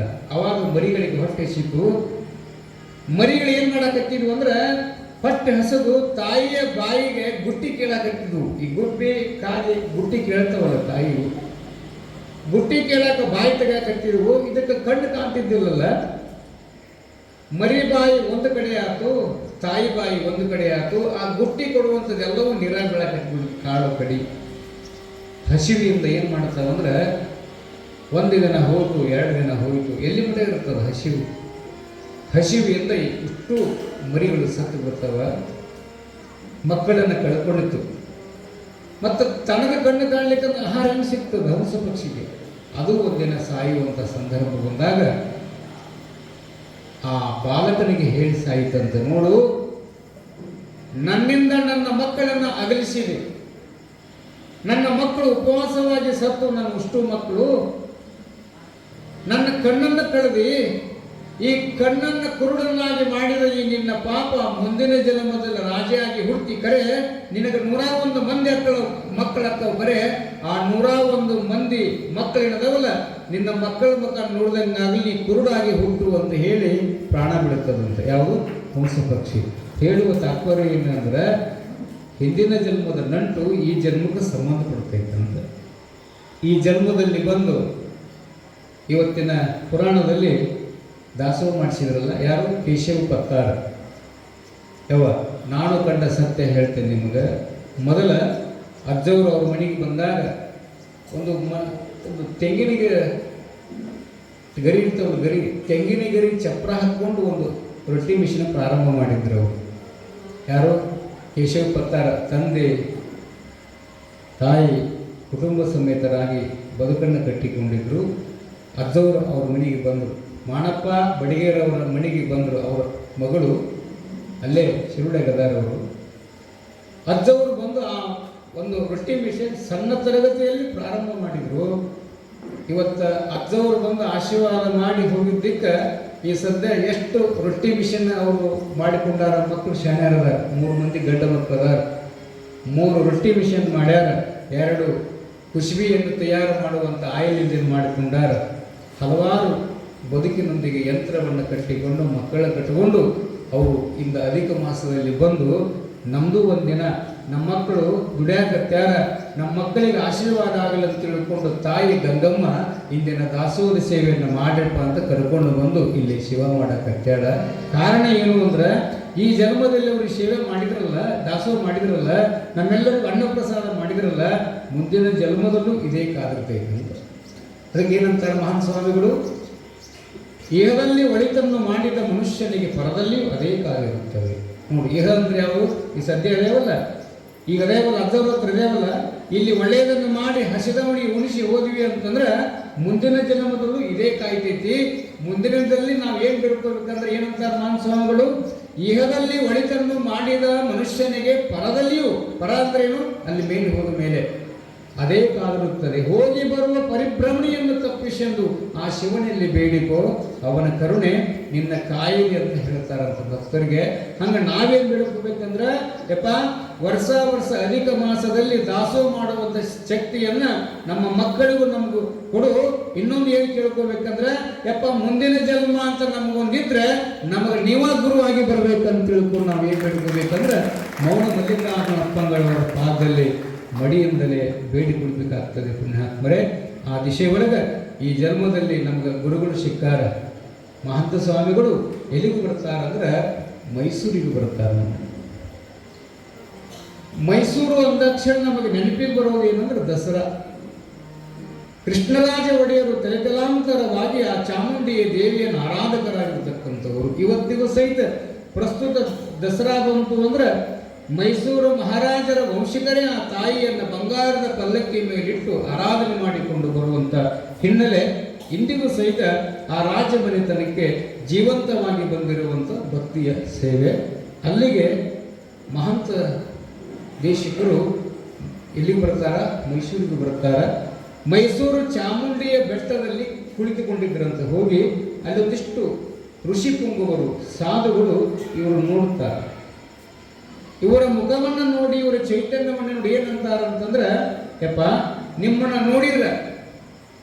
ನೋಡಿದ್ರೆ ಸಾಕ್ಷಾತ್ ಶಿವಸ್ವರೂಪಿಯಾಗಿ ಕಾಣ್ತೀರಿ ಅಂತ ತಿಳ್ಕೊಂಡು ಎಲ್ಲ ಅಲ್ಲಿರುವಂತಹ ಜನಗಳು ಋಷಿಗಳು ಬಂದು ಇವರಿಗೆ ಪಾದಕ ನಮಸ್ಕಾರ ಮಾಡಿ ಏನು ಕೇಳ್ಕೊಂತಾರಂದ್ರೆ, ಯಪ್ಪ ನಮ್ಮ ರಾಜನಾಗಿರ್ತಕ್ಕಂಥವನು ತಾಯಿ ಭಾವ ಇಟ್ಕೊಂಡವರ. ರಾಜನ ಹೆಂಗಿರ್ಬೇಕು ಅಂದ್ರೆ, ನಮ್ಮ ರಾಜರು ಹೆಂಗಿದ್ರು ಕೆಲವರು ಅಂದ್ರೆ ಸದಾಕಾಲ 24 ತಾಸು ನಿಷೇಧನ ಸತ್ತುವರಂತೆ ಕೆಲವು ರಾಜರಿಗೆ. ಇನ್ನು ಕೆಲವು ರಾಜ ಮಹಾರಾಜರು ಸುಂದರವಾದ ಹೆಣ್ಣಿನ ನೃತ್ಯವನ್ನು ನೋಡ್ಕೊಂತಾನೆ ಜೀವನ ಮಾಡ್ಕೊಂಡು ಸತ್ತು ಹೋಗ್ಯಾರ. ಇನ್ನು ಕೆಲವು ರಾಜರುಗಳು ಪ್ರಜೆಗಳ ಮೇಲೆ ಗಮನವನ್ನಿಟ್ಟುಕೊಳ್ಳದೆ ಕೆಟ್ಟ ಚಟಾದಿಗಳಿಗೆ ದಾಸರಾಗಿ ಸತ್ತು ಹೋದ ರಾಜರುಗಳು ಅದಾರ. ಅಂಥವರ ಮಧ್ಯದಲ್ಲಿ ಮೈಸೂರಿನ ಕೃಷ್ಣರಾಜ ಒಡೆಯರು ಹೆಂಗಿದ್ರು ಅಂತಂದ್ರೆ, ಸದಾಕಾಲ ಗುರುಲಿಂಗ ಜಂಗಮ ಪ್ರೇಮಿಗಳು, ಭಕ್ತರ ಪ್ರಜೆಗಳನ್ನು ಮಕ್ಕಳಂತೆ ಭಾವಿಸಿಕೊಳ್ಳುವಂಥ ಶ್ರೇಷ್ಠ ಮಹಾರಾಜರು ಆ ಮೈಸೂರಲ್ಲಿದ್ದರು. ಅವರಿಗೆ ಒಂದು ರೋಗ ಬಂದಿತ್ತು. ಎಷ್ಟು ತೋರಿಸಿದ್ರು ಕೂಡ ಗುಣಮುಖ ಆಗಲಿಲ್ಲ. ಮತ್ತು ಇನ್ನೊಂದು ಏನಾಗಿತ್ತು ಅಂದರೆ, ಕೃಷ್ಣರಾಜರಿಗೆ ಮಕ್ಕಳಾಗಿದ್ದಿಲ್ಲ, ವಂಶ ಇರಲಿಲ್ಲ ಅವರಿಗೆ. ದಿನಾಲು ಬೆಳಗ್ಗೆ 5 ಗಂಟೆಗೆ ಹೇಳ್ತಿದ್ರಂಥವ್ರು ಕೃಷ್ಣರಾಜ ಒಡೆಯರು. 5 ಗಂಟೆಗೆ ಎದ್ದು ಚಾಮುಂಡಿ ಬೆಟ್ಟದ ಮೆಟ್ಟಲಿಗಳನ್ನು ಹತ್ತಿಕೊಂಡು ಹೋಗಿ ಆ ತಾಯಿಯ ದರ್ಶನ ಮಾಡಿಕೊಂಡು ಪಾದೋದಕ ಪ್ರಸಾದ ತಗೊಂಡು ಬಂದ ಮೇಲೆ ಮಹಾರಾಜನಾಗಿರ್ತಕ್ಕಂಥವ್ರು ಪ್ರಸಾದ ಮಾಡುವಂಥ ಒಂದು ದಿನಚರಿಯನ್ನು ಹಾಕಿಕೊಂಡಿದ್ದ. ದಿನ 5ಕ್ಕೆ ಎದ್ದು ಹಾಕಿದ್ರಂತ ಬೆಟ್ಟದ ಮೇಲೆ. ಯಾರು? ಮಹಾರಾಜ ಕೃಷ್ಣರಾಜ ಒಡೆಯ. ಮಂತ್ರಿ ಏನು ಮಾಡಿಲ್ಲ ಅಂದ್ರೆ, ಇವನಂತೆ ಮಕ್ಕಳಿಲ್ಲ, ಇವನ್ನ ಹೆಂಗಾದ್ರೂ ಮಾಡಿ ಮುಗಿಸಿ ಕೊಂದು ಈತ ಕುಳಿತುಕೊಳ್ಳುವಂಥ ಗದ್ದಿಗೆಯ ಮೇಲೆ, ಸಿಂಹಾಸನದ ಮೇಲೆ ನನ್ನ ಮಗಳನ್ನು ಕುಂದಿರಿಸಬೇಕಂತ ತಿಳ್ಕೊಂಡು ಕೃಷ್ಣರಾಜ ದೇವರ ರಾಜರ ಮಂತ್ರಿಯಾಗಿರ್ತಕ್ಕಂಥ ಯಾವ ದುಷ್ಟ ಲಾಲಸೆಯಿಂದ ದುರಾಸೆಯಿಂದ ಏನು ಮಾಡ್ತಾನೆ, ಹೆಂಗೆ ಕೊಲ್ಲೋದು ಅಂತ ವಿಚಾರ ಮಾಡ್ತಾನೆ. ಹೆಂಗೆ ಕೊಲ್ಲೋದು ರಾಜನನ್ನ? ಆ ಚಾಮುಂಡಿ ದೇವಿಯನ್ನು ಪೂಜೆ ಮಾಡ್ತಿದ್ನಲ್ಲ ಪೂಜಾರಿ, ಅವನ ಹತ್ರ ಹೋದಂತ ಒಂದಿನ, ನೋಡು ಮಹಾರಾಜ ನಿನಗೆ ವರ್ಷಕ್ಕೆ ಎಷ್ಟು ಕೊಡ್ತಾನ ಪೂಜೆ ಮಾಡಿದ್ರೆ? ಏನಪ್ಪ, ಕಟ್ಟಿ ನೆತ್ತಿಗೆ ಸಾಗುವುದಿಲ್ಲ. ತಲೆತಲಾಂತರವಾಗಿ ನಮ್ಮ ಪೂರ್ವಜರು ಮಾಡಿಕೊಂಡು ಬಂದಾರ, ಆದರೂ ನೆಮ್ಮದಿ ಅದ. ಯಾಕೆ ಅಂದ್ರೆ ನಮ್ಮ ಪೂಜಾರಿ ಏನಿಲ್ಲ, ನಿನಗೆ ಎಷ್ಟು ದುಡ್ಡು ಬೇಕು, ಎಷ್ಟು ಬಂಗಾರ ಬೇಕು ಅಷ್ಟು ಕೊಡ್ತೇನೆ, ನಾನು ಹೇಳಿದ್ದು ಮಾಡಬೇಕು ಅಂತ ಮಂತ್ರಿ ಬಂದು. ಏನು ಮಾಡಬೇಕು? ಕೃಷ್ಣರಾಜ ಒಡೆಯರು ಬೆಳಗಿನ ಜಾವ ಎಷ್ಟೊತ್ತಿಗೆ ಬರ್ತಾರ ತಾಯಿ ದರ್ಶನಕ್ಕೆ? 5 ಗಂಟೆಗೆ ಬರ್ತಾರೆ. ಹೌದಾ? ಅವರು ಬಂದಾಗ ಏನು ಮಾಡ್ತಾರ? ನಮಸ್ಕಾರ ಮಾಡ್ತಾರ. ಅವರಿಗೆ ತೀರ್ಥ ಪಾದೋದಕವನ್ನು ಕೊಡ್ತೇನೆ, ತಗೊಂಡು ಮತ್ತೆ ಅರಮನೆಗೆ ಹೋಗ್ತಾರ. ಹೌದಾ? ಒಂದು ಕೆಲಸ ಮಾಡು, ನಾನು ವಿಷ ಕೊಡ್ತೀನಿ, ವಿಷ. ಆ ವಿಷವನ್ನು ತೀರ್ಥದಲ್ಲಿ ಹಾಕಿ ಅವ್ರಿಗೆ ಕೊಟ್ಟು ಬಿಡು. ಇದನ್ನು ಮಾಡಿದಿ ಅಂದ್ರೆ ನಿನಗೆ ಹೊನ್ನು ಬಂಗಾರ ಮುತ್ತು ರತ್ನಗಳನ್ನು ಕೊಡ್ತೀನಿ ಅಂತ ಆಸೆ ತೋರಿಸಿದ. ಪೂಜಾರಿ ಸಹಿತ ಹಣದ ಆಸೆಯಿಂದ ಒಪ್ಪುಗೊಂಡ, ವಿಷದ ಡಬ್ಬಿಯನ್ನು ಇಸ್ಕೊಂಡ. ಮರುದಿನ ಬಂದರು ಅವರು ಮಹಾರಾಜ. ಬೆಳಗಿನ ಬ್ರಾಹ್ಮೀಯ ಮುಹೂರ್ತದಲ್ಲಿ ತಾಯಿಯ ದರ್ಶನಾರ್ಥವಾಗಿ ಕೃಷ್ಣರಾಜ ಒಡೆಯರು ಬಂದು ದಿನ ನಮಸ್ಕಾರ ಮಾಡುವಂಗೆ ಮಾಡಿ ಕೈ ಒಡ್ಡಿದ್ರು. ಪೂಜಾರಿ ದಿನ ಕೊಡುವಂಗೆ ಪಾದೋದಕ ಪ್ರಸಾದ ಕೊಟ್ಟ, ತಾಯಿ ಪ್ರಸಾದ ಕೊಟ್ಟ ತಕ್ಷಣ ಆ ತಾಯಿಯ ಮುದ್ದು ಮುಖವನ್ನೊಮ್ಮೆ ನೋಡಿ ನಮಸ್ಕಾರ ಮಾಡಿ ಆ ತಾಯಿ ಪಾದಕ್ಕೆ ಹಣೆ ಹಚ್ಚಿ ತಗೊಂಡ. ರಾಜ ತಗೊಂಡು ಹೆಜ್ಜೆ ಹೊಂಟಿದ್ದ. ಪೂಜಾರಿಗೆ ಪಾಪ ಪ್ರಜ್ಞೆ ಕಾಣಕತ್ತೆ ಅಂತ ನೋಡಿ. ಯಾಕಂದ್ರೆ ಎಲ್ಲಿ ನಿಂತಿದ್ದ? ತಾಯಿ ಸನ್ನಿಧಾನದಾಗಲ್ಲ. ಮಹಾರಾಜನಿಗೆ ವಿಷವನ್ನ ಕೊಟ್ಟಿದ್ದಕ್ಕೆ ಪಾಪ ಪ್ರಜ್ಞೆ ಬಂದು ಅಳಕತ್ತಿ ಬಿಟ್ಟವ. ರಾಜ ಮಾಡಿ ನೋಡ್ತಾನೆ. ಯಾಕೆ ಅಂದ? ಯಪ್ಪ, ಅರಮನೆಯ ಉಪ್ಪನ್ನ ತಿಂದ ನಾನು ಇವತ್ತು ತಪ್ಪು ಮಾಡಿದೆ ಅಂದ ಪೂಜಾರಿ. ನೋಡಿ ಎಲ್ಲಿ ನಿಂತಿದ್ದ? ಆ ಬುದ್ಧಿ ಯಾರು ಹಾಕಿದ್ರು? ಆಕೆ ಹಾಕಿದ್ಲು ಪೂಜಾರಿ. ಅರಮನೆಯನ್ನು ಉಪ್ಪು ತಿಂದಿರುವಂತ ನಾನು ತಪ್ಪಾಗಿ ನಡೆದುಕೊಂಡಿದ್ದೇನೆ, ನನ್ನ ಕ್ಷಮಾ ಮಾಡಬೇಕು. ಏನ್ ತಪ್ಪು ಮಾಡಿಯಪ್ಪ ಪೂಜಾರಿ ಅಂದ. ರಾಜ, ಇಲ್ಲ, ಮಂತ್ರಿಗಳು ಹಣದಾಸೆಯನ್ನು ನನಗೆ ಒಡ್ಡಿ ನಿಮಗೆ ವಿಷವನ್ನು ಕೊಡು ಅಂತ ಹೇಳಿದರು. ನಾನು ತಾಯಿಯ ತೀರ್ಥದಲ್ಲಿ ವಿಷವನ್ನು ಬೆರೆಸಿಕೊಟ್ಟಿದ್ದೇನೆ, ಯಪ್ಪ ನನ್ನ ಕ್ಷಮಾ ಮಾಡಲಿ ಅಂತ ಅಳಕತ್ತಿದ. ಅವಾಗ ಕೃಷ್ಣರಾಜ ಒಡೆಯರು ನಗಾಕತ್ತಿದ್ರಂತ ನೋಡಿ. ಎಂತ ಆತ್ಮವಿಶ್ವಾಸ ಇರ್ತವ್ರಿಗೆ. ವಿಷವನ್ನು ತೆಗೆದುಕೊಂಡ ಅಂತ ಗೊತ್ತಾದ ಮೇಲೆ ಕೂಡ ನಗತೇವೆ. ನಾವು ಓಡಿ ಹೋಗಿ ದವಾಖಾನೆಗೆ ಹೋಗ್ತೇವೆ, ವೈದ್ಯರನ್ನು ಸಂಪರ್ಕ ಮಾಡ್ತೇವೆ. ಆ ತಾಯಿ ಮೇಲೆ ಎಂತ ನಂಬಿಕೆ ಇತ್ತು ಕೃಷ್ಣರಾಜನಿಗೆ ಅಂದ್ರೆ ನಗಾಕತ್ತಿದ. ಪೂಜಾರಿ, ನೀ ಏನು ಚಿಂತೆ ಮಾಡಬೇಡ, ನನಗೇನಾಗುವುದಿಲ್ಲ. ಯಪ್ಪ, ನಿಮ್ಮ ಕೈ ಒಳಗೆ ಕೊಟ್ಟಿರುವಂಥ ವಿಷ ಕಾರ್ಕೋಟದ ವಿಷಸರ್ಪದ ವಿಷ. ಅದು ಒಂದು ಹನಿ ತೆಗೆದುಕೊಂಡ್ರೆ ಕ್ಷಣಾರ್ಧದಲ್ಲಿ ಸಾಯ್ತಾರ. ಅಂತ ಗಡಗೋಳವಾದ ವಿಷಯವನ್ನು ತಂದು ಕೊಟ್ಟಾನ ಮಂತ್ರಿ ಅಂತ ಅಳಕತ್ತಿದ. ಹುಚ್ಚ, ನೀನು ಕೊಡು ಮುಂದೆ ಏನಂತ ಕೊಟ್ಟಿ ನನಗೆ? ನೋಡ್ರಿ, ಮಹಾರಾಜಿಗಂತ ವಿವೇಕಿ. ಕೊಡು ಮುಂದೆ ಏನಂತ ಕೊಟ್ಟಿ? ತಾಯಿಯ ಪಾದೋದಕಂತ ಕೊಟ್ಟಿ, ಇವತ್ತು ವಿಷ ಅಂತ ಕೊಟ್ಟಿ. ತಾಯಿಯ ಪಾದಕ್ಕೆ ಮುಟ್ಟಿರ್ತಕ್ಕಂಥ ಸಕಲವೂ ಸಹಿತ ಅದೇ ತಾಯಿಯ ಸ್ವರೂಪವಾಗಿರ್ತದೆ ಹುಚ್ಚ. ಅದಕ್ಕೆ ಬಸವಣ್ಣ ಹೇಳಿಲ್ಲೇನು? ನೀನೊಲಿದರೆ ಕೊರಡು ಕೊಣರುವುದಯ್ಯ, ನೀನೊಲಿದರೆ ವಿಷವು ಅಮೃತವಾಗುವುದಯ್ಯ, ನೀನೊಲಿದರೆ ಸಕಲ ಪಟಿಪದಾರ್ಥವು ಇದರಲ್ಲಿರುವುದು ಕೂಡಲ ಸಂಗಮ ದೇವ. ತಾಯಿ ಹೆಸರು ಹೇಳಿ ಏನು ಕೊಟ್ಟಿಯಲ್ಲ, ನೀ ವಿಷ ಕೊಟ್ಟಿರ್ಬೋದು, ಕರೆ ನಾನು ತೀರ್ಥ ಅಂತ ತೆಗೆದುಕೊಂಡಿದ್ದಕ್ಕೆ ಅದು ತೀರ್ಥನಾಗಿರ್ತದೆ, ನನಗೇನಾಗುವುದಲ್ಲ, ಚಿಂತೆ ಮಾಡಬೇಡ ಅಂತ ಹೇಳಿ ಮುಂದೆ ಸಾಕ್ತಾನೆ ಅರಮನೆಗೆ. ನಿಜಕ್ಕೂ ಮಹಾರಾಜನಿಗೆ ಏನೂ ಆಗಲಿಲ್ಲ.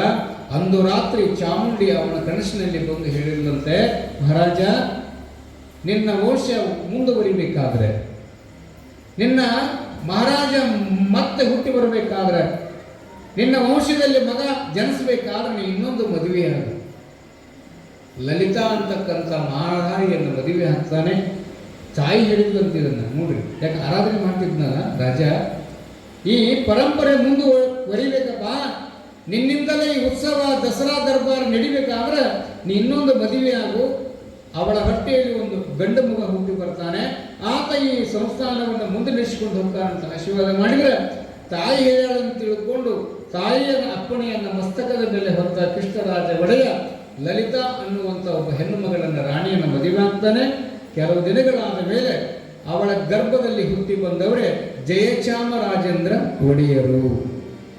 ಅದರ್ಥ ಜಯಚಾಮರಾಜೇಂದ್ರ ಒಡೆಯರು ಯಾರು ವರಪ್ರಸಾದದಿಂದ ಹುಟ್ಟಿದರು ಅಂದರೆ ಮೈಸೂರಿನ ಚಾಮುಂಡೇಶ್ವರಿ ಆಶೀರ್ವಾದದಿಂದ ಹುಟ್ಟಿ ಬರ್ತಾರೆ. ಅಂತ ಮಹಾರಾಜನಿಗೆ ಅಕಾಲದಲ್ಲಿ ರೋಗವೊಂದು ಬಂದಿತ್ತು. ಎಲ್ಲಿ ಗುಣಪಡಿಸಿದ್ರು, ಎಲ್ಲಿ ತೋರಿಸಿದ್ರು ಗುಣವಾಗಲಿಲ್ಲ. ಎಲ್ಲರೂ ಬಂದು ಇವ್ರನ್ನ ಬೇಡಿಕೊಂತಾರೆ, ಯಪ್ಪ ಮಹಾರಾಜ ಉಳಿದ ಅಂದ್ರೆ ನಮ್ಮ ನಾಡು ಉಳಿತದೆ, ದಯವಿಟ್ಟು ನಮ್ಮ ಮಹಾರಾಜರನ್ನು ಬಂದು ಒಮ್ಮೆ ನೋಡ್ರಲ್ಲ, ಮಹಾತ್ಮರ ದೃಷ್ಟಿ ಬಿದ್ದರೆ ಪರಿಹಾರ ಆಗುತ್ತೆ, ನೀವು ಶಿವನಂಗ ಕಾಣಕತ್ತೀರಂತ ಅಲ್ಲಿ ಎಲ್ಲರೂ ಬೇಡಿಕೊಂಡ್ರೆ, ಆಯ್ತು ನಡ್ರಿಪ್ಪ, ಲೋಕ ಕಲ್ಯಾಣಕ್ಕಾಗಿ ರಾಜ ಉಳಿಬೇಕಂತ ಬಂದು ಏನು ಮಾಡಿದರು ಮುಳುಗುಂದದ ಮಹಾಸ್ವಾಮಿಗಳಂದ್ರೆ ಅರಮನೆಗೆ ಬರ್ತಾರೆ. ಅರಮನೆಗೆ ಬಂದು ಏನು ಮಾಡಿದ್ರು ಅಂದ್ರೆ ತಮ್ಮ ಸದಾವಕಾಲ ತಮ್ಮ ಜೋಡಿಗೆಯಲ್ಲಿ ಕ್ರಿಯಾಭಸ್ಮ ಇತ್ತು, ರುದ್ರಾಕ್ಷಿಗಳಿದ್ದು. ಆ ಭಸ್ಮವನ್ನು ಏನು ಮಾಡ್ತಾರೆ ಅಂದ್ರೆ ಆ ಮಹಾರಾಜ ಮಲಗಿತ್ತಲ್ಲ, ಎಷ್ಟು ದಿನಗಳಾಗಿತ್ತು ನಿದ್ದೆ ಮಾಡಲಾರದ, ಎಷ್ಟು ದಿನಗಳಾಗಿತ್ತು ಉಣ್ಣಲಾರದ, ಮರಣದ ಹಾಸಿಗೆ ಮೇಲೆ ಮಲಗಿಕೊಂಡಿರುವಂಥ ಕೃಷ್ಣರಾಜ ಒಡೆಯರು ಮುಳುಗುಂದದ ಬಾಲಿಯನ ಮಹಂತ ಸ್ವಾಮಿಗಳು ಅರಮನೆಗೆ ಬಂದು ಆ ಮಹಾರಾಜನ ಹಣಿಗೆ ಭಸ್ಮ ಹಚ್ತಾರೆ. ನಮಸ್ಕಾರ ಮಾಡಿದವರು ಯಾಕೆ ಹಚ್ತಾರೆ ಅಜ್ಜವರು ಹೇಳ್ರಿ? ಪ್ರತಿಯೊಬ್ಬರಿಗೂ ಎಷ್ಟೇ ಸಮಯ ಹಿಡಿದರೂ ಸಹಿತ ಪ್ರತಿಯೊಬ್ಬರು ಪಾದಕ ನಮಸ್ಕಾರ ಮಾಡಿದಾಗ ಯಾಕೆ ಭಸ್ಮ ಹಚ್ತಾರ ಅಂತಂದ್ರೆ ನೆನಪಿಟ್ಕೋಬೇಕು, ಭಸ್ಮ ಶಿವನ ಪಂಚಮುಖಗಳಿಂದ ಹುಟ್ಟಿ ಬಂದಿರತಕ್ಕಂಥದ್ದು. ಸದ್ಧೋಜಾತ, ಅಘೋರ, ತತ್ಪುರುಷ, ಈಶಾನ್ಯ. ಶಿವನ ಪಂಚಮುಖಗಳಿಂದ 5 ಗೋವುಗಳು ಹುಡುಕ್ತವ. ಸುಭದ್ರೆ, ಸುಲಿಲೆ, ಕಪಿಲೆ ಅನ್ನುವಂಥ 5 ಗೋವುಗಳಿಂದ ತಯಾರಾಗಿರ್ತಕ್ಕಂಥದ್ದು ಗೋಮಯದಿಂದ ಯಾವುದಂದ್ರೆ ಭಸ್ಮ. ಅಂಥ ಭಸ್ಮವನ್ನು ಯಾರು ಸದಾಕಾಲ ಎಡೆಬಿಡದೆ ಧರಿಸುತ್ತಾರೆಯೋ ಮನುಷ್ಯ ವಿಭೂತಿ ಸ್ವರೂಪನಾಗಬೇಕು. ವಿಭೂತಿ ಶಿವಸ್ವರೂಪವಾಗಿದೆ. ಎಡೆಬಿಡದೆ ಭಸ್ಮವನ್ನು ಧರಿಸಿದವರು ಶಿವಸ್ವರೂಪರಾಗುವರು ನೋಡ ಗುರುಕುಮಾರ ಪಂಚಾಕ್ಷರೇಶ್ವರ ಅಂತ ಬರೀತಾರೆ.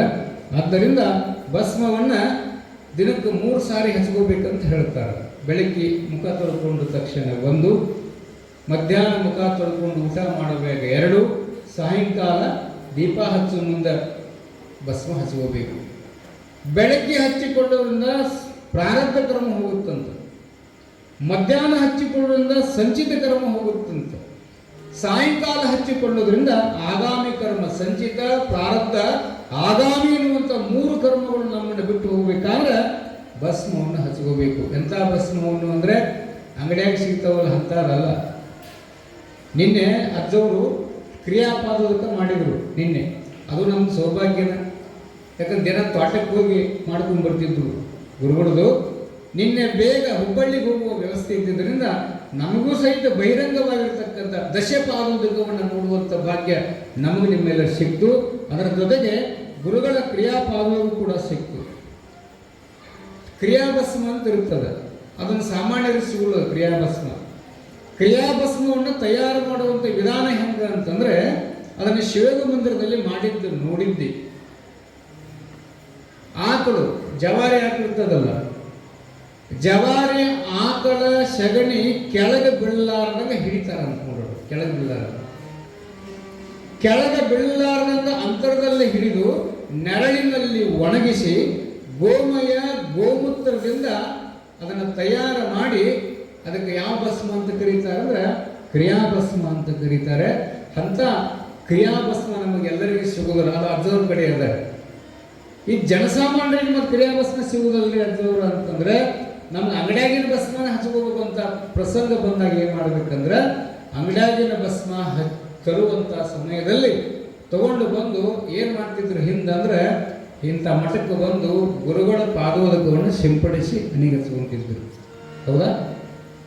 ಗುರುಗಳ ಜಂಗಮನ, ಗುರುಗಳ ಪಟ್ಟದೇವರಾಗಿರ್ಬೋದು, ಗುರುವಿರಕ್ತರಾಗಿರ್ಬೋದು, ಅವರು ಪಾದೋದಕವನ್ನು ಅದಕ್ಕೆ ಸಿಂಪಡಿಸಿ ಹಚ್ಚಿಕೊಂಡಾಗ ಅದು ಹಚ್ಚಿಕೊಡಲಿಕ್ಕೆ ಯೋಗ್ಯ ಆಗ್ತದೆ. ಬಂಗಾರಕ್ಕಿಂತಲೂ ಭಸ್ಮಕ್ಕೆ ಭಾಳ ಬೆಲೆ ಅದ.